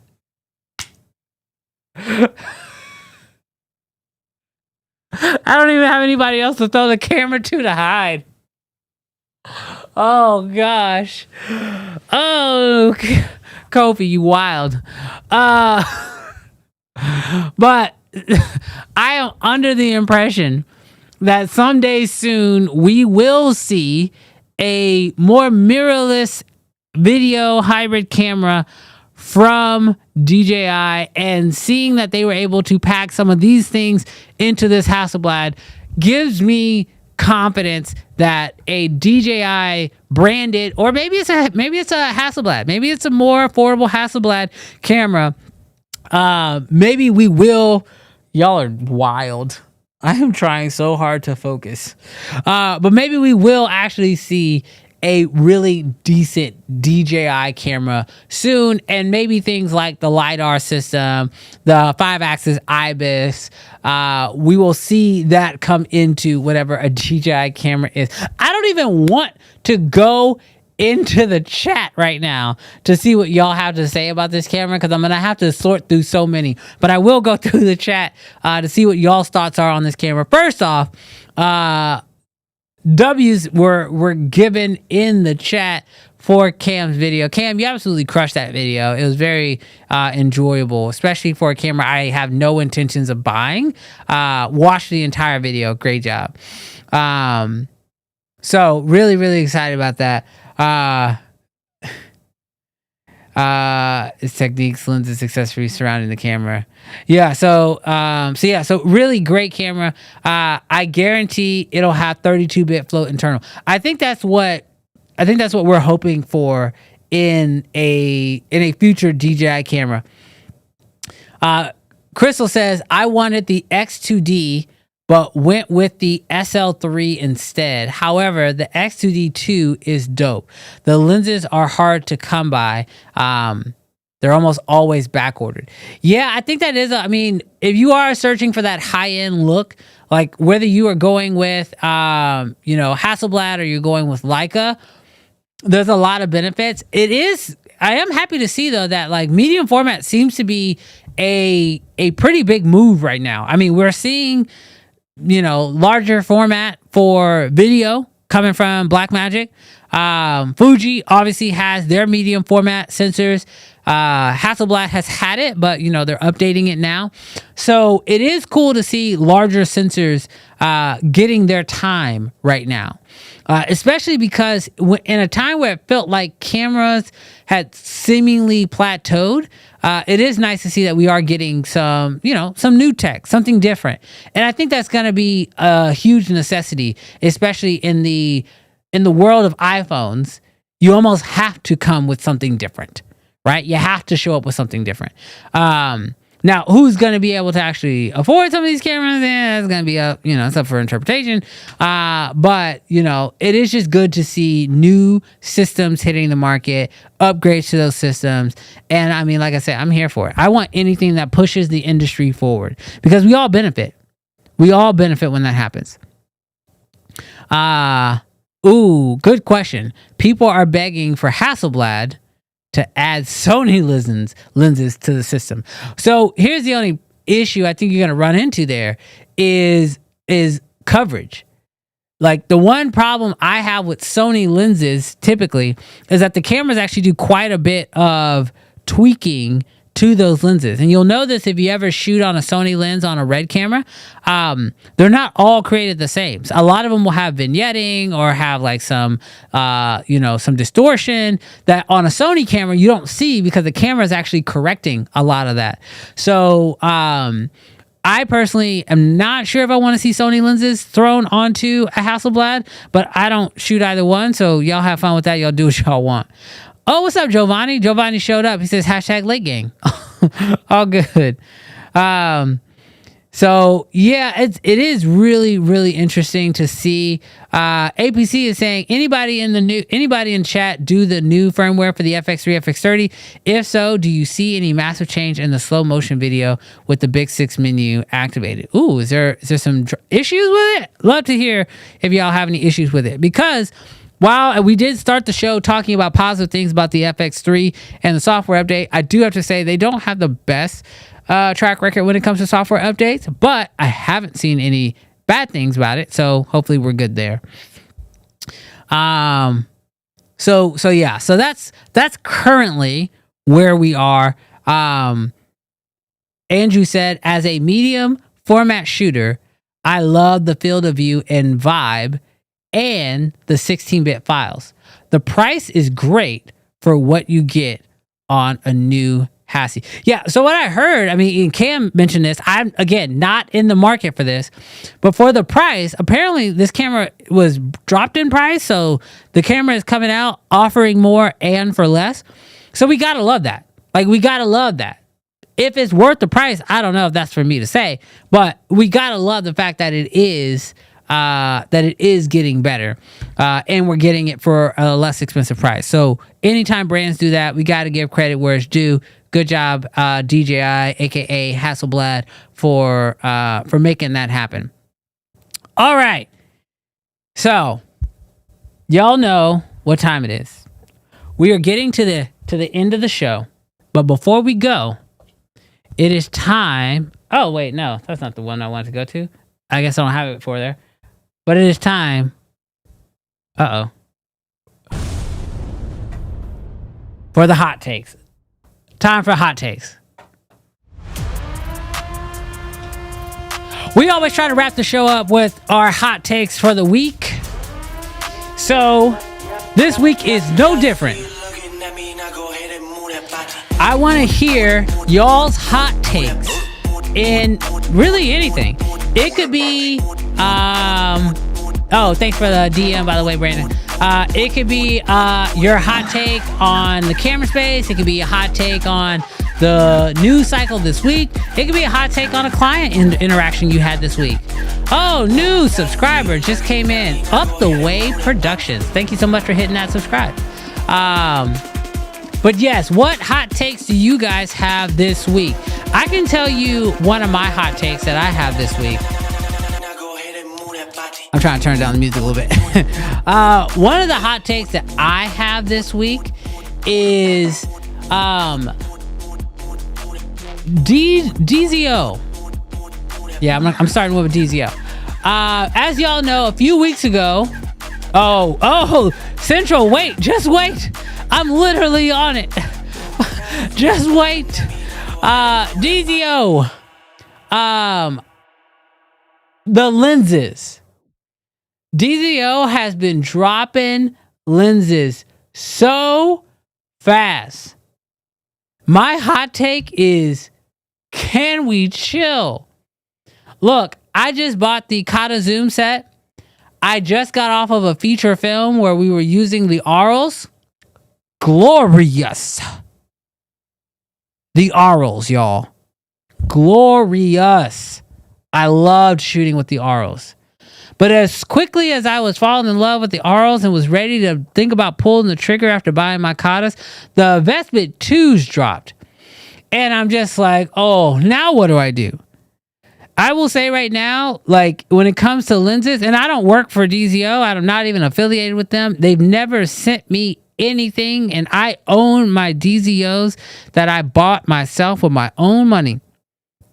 I will say right now, the DZO is doing too much. In a hot take and in a positive way, they are doing too much. They're making it too hard for me to make any decision. So right now, I have decided to pump the brakes, but I gotta say, the new Vespit 2s are just, man, I'm a sucker right now. I want a set. I do. I just want to play. I just want to play with the set. I'm not even. Don't even. You gotta give them to me. Let me just loan them to me for a bit. I got a short film that I'm shooting in October, and I am very interested in possibly shooting those on the new Vespit 2s. Giovanni says, hot take. I love my office job, but I miss being in charge of my own schedule. Not really a hot take. Look, that is, I totally understand that. I totally understand that.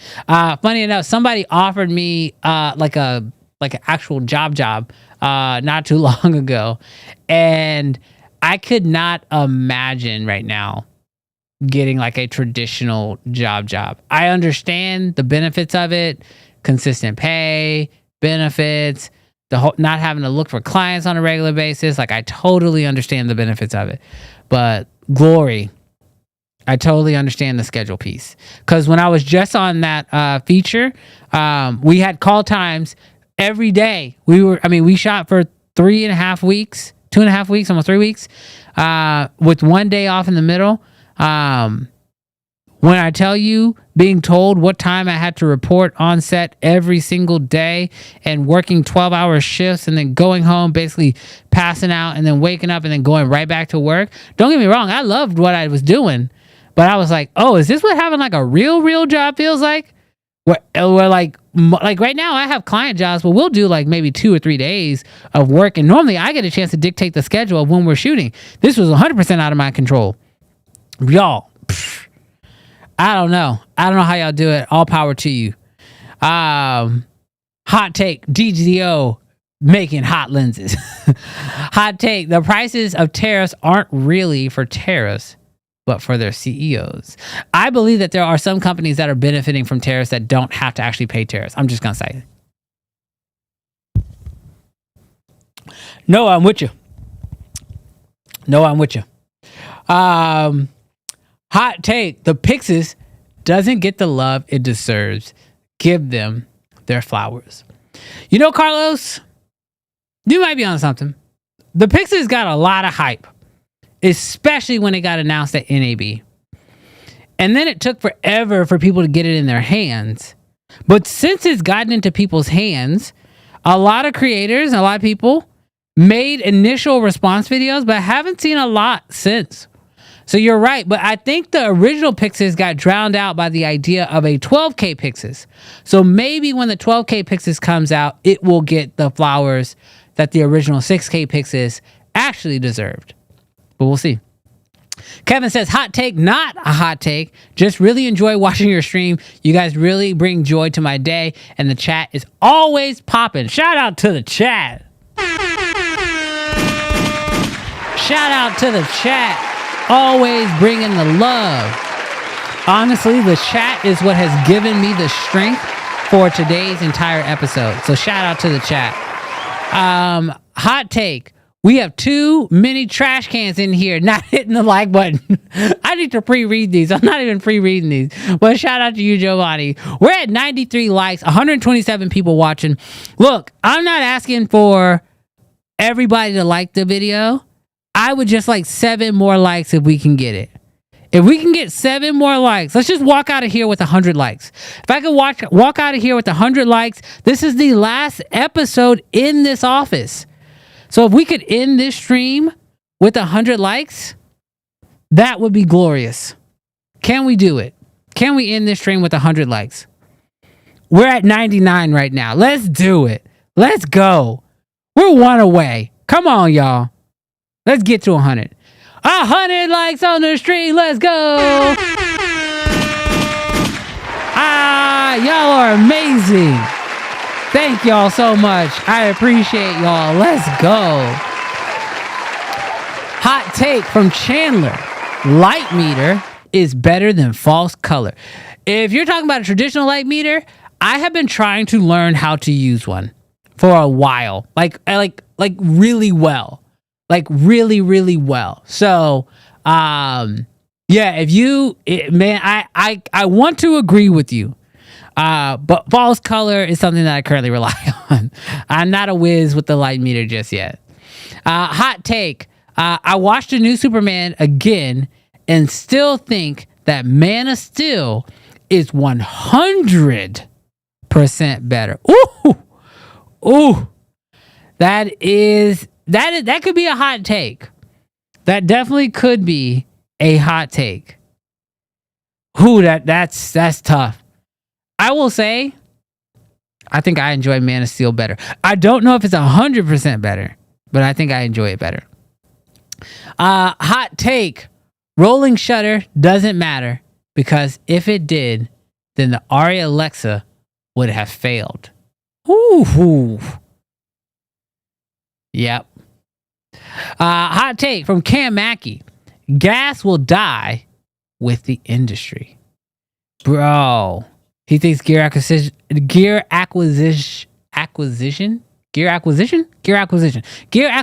syndrome. I can't say that word with these Invisaligns. Will die with the industry. Hopefully the industry don't die. I'm trying to make movies, bro. Hot take. DZO, Nisi, Typoc, etc. need to pump the brakes on full frame and VistaVision lenses and make some S35 lenses. I gotta know, Fox, maybe throw it in the chat, but if you shoot S35, you get, I guess, a lot of the benefits of full frame. Oh, I guess you just don't get the character at the edges of the lens. Maybe that's why. But like the truth is that if you make full frame lenses, you can serve the S35 market. I guess. I don't know. I always buy full frame lenses because I want them to be able to work with whatever camera I have. So that's just sort of been my take. Christian says, hot take. I'm enjoying the image out of the Fuji GFX 100, or I just put that in there, GFX over the Red Komodo X. Bro, you might be getting hooked on that medium format. I'm telling you, the medium format is crazy. Medium format is crazy good. Hot take from APC Photography. He says, DZO will lose money to take over cinema lens market. They're doing a good job. They are doing a dang good job right now. 34 Media says, hot take, lav mics are so 2023. All right.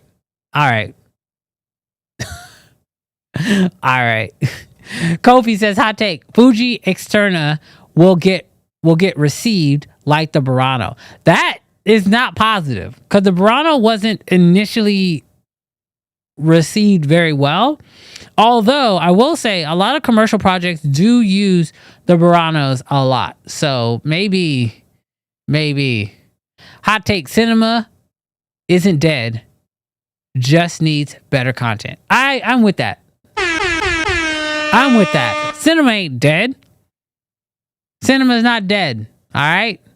Hot take. Sinners was great until the second half when the vampires started.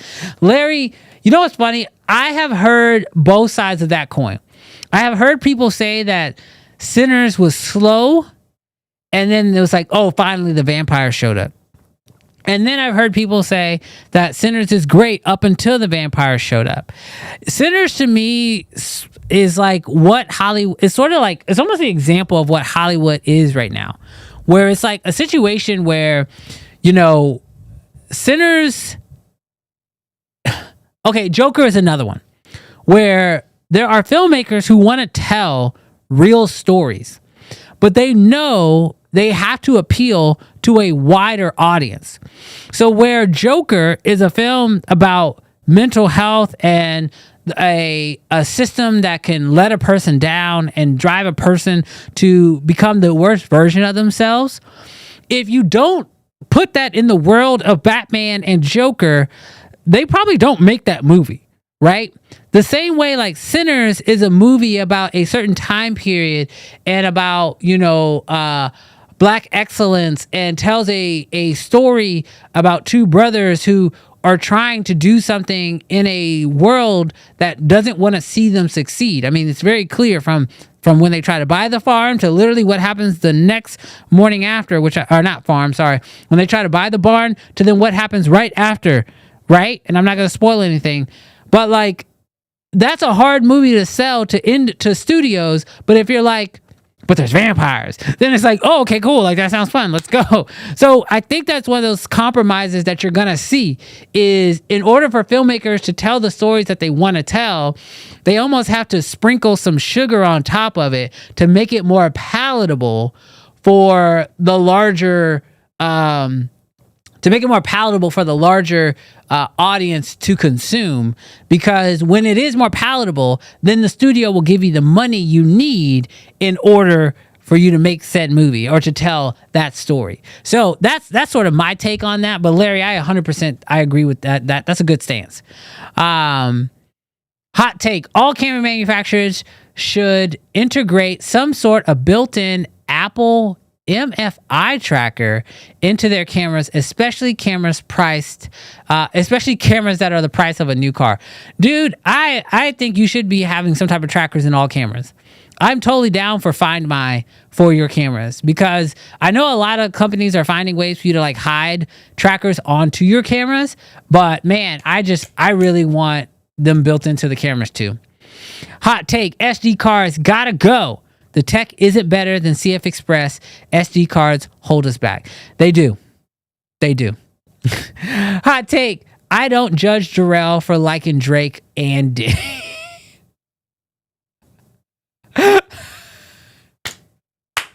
Oh, Cam. When Jarrell gets back, he gonna want to do a whole 30-minute segment just roasting you. And I might have to give it to him. Hot take: there needs to be more specific person on set to remind me to eat something throughout the day. I mean, sort of like a PA, but a food-focused PA. Bro, Jason, I am the same way. I'm so bad. If I'm directing a project, I am so bad about eating. Like, honestly, I'm bad about eating all the time. Like, this morning, I'm not even kidding. This is just on the floor. This morning, I bought food from Starbucks on my way in. Haven't ate it. Like, I'm not even gonna kid. Haven't even eaten it. It's sitting there. But that's like a weekly occurrence. I buy food and then totally forget to eat it because I just start working and then it just doesn't happen. Hot take: who the hell needs 12K?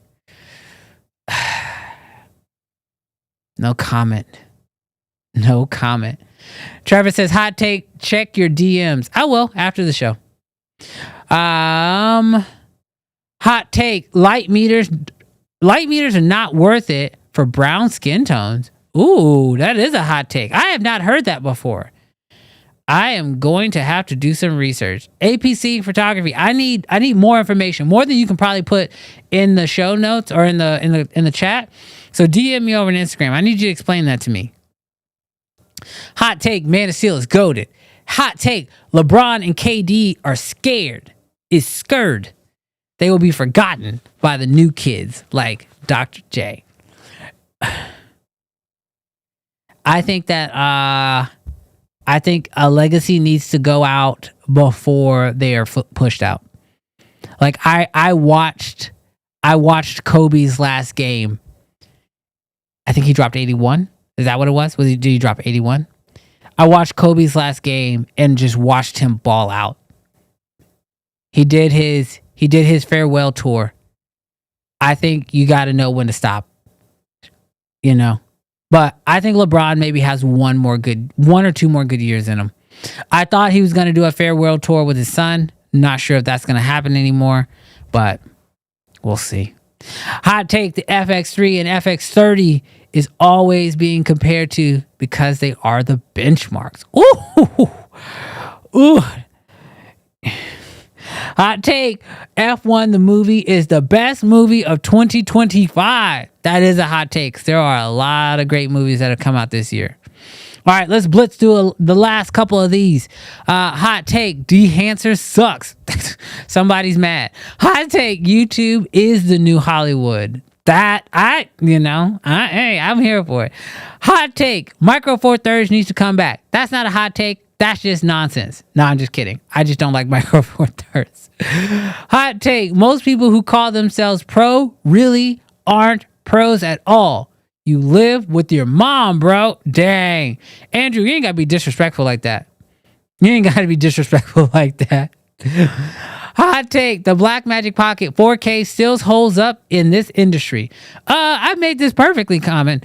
We use the Blackmagic Pocket 4K every week for the show. The only reason why it's not open right now is because the office is kind of a wreck, and that's our wide camera. Yeah, we still use the 4K. Hot take, eating a fry straight from the fryer. Hot take, Cam Newton's first take higher is the best thing for all sports. First take higher is the best thing for all sports media. Oh, C80 only has SD. Yeah, that kind of sucks. Hot take: if we don't want more trash movies, don't pay to watch the trash movies in theaters. You know, sometimes you got to vote with your wallet. I tell people I did that with the Marvels movie, the most recent Marvel, the Captain Marvel movie. Because they told me I had to watch the show. And I had watched so many shows that had nothing to do with the movies that I didn't want to watch a show. So I just didn't go see that movie. It's the only Marvel movie I have not seen in theaters. Yeah. Not a fan. All right. I think I hit up all the hot takes there. One last one. Hot take, light meters often struggle with brown skin tones because they read all surfaces at 18% gray, causing the camera to underexpose darker complexions. Man, that's wild. APC, you just taught me something new. I'm gonna have to go figure that out. Oh my gosh, now y'all arguing about LeBron. Now y'all arguing about LeBron is crazy. Oh my gosh. But all right, y'all. This is crazy to say this. But for the final time. Wow, little bittersweet here. But for the final time in this office, it has been real doing this show. Thank y'all to everyone who rocked with me for this episode of Uncensored. Had to do it by myself, but y'all came in it. And y'all made this show possible. Y'all gave me energy. Oops. Y'all gave me energy. So thank y'all so much. I can't wait to show y'all the next office next week. It's going to be so much fun. There's so much space. So definitely keep your ears to the ground. I'll probably be posting some teasers here and there over on social media and everything. Let's all say goodbye to the old office. Let's say goodbye to our neighbors. I'm sure they're happy to say goodbye to me.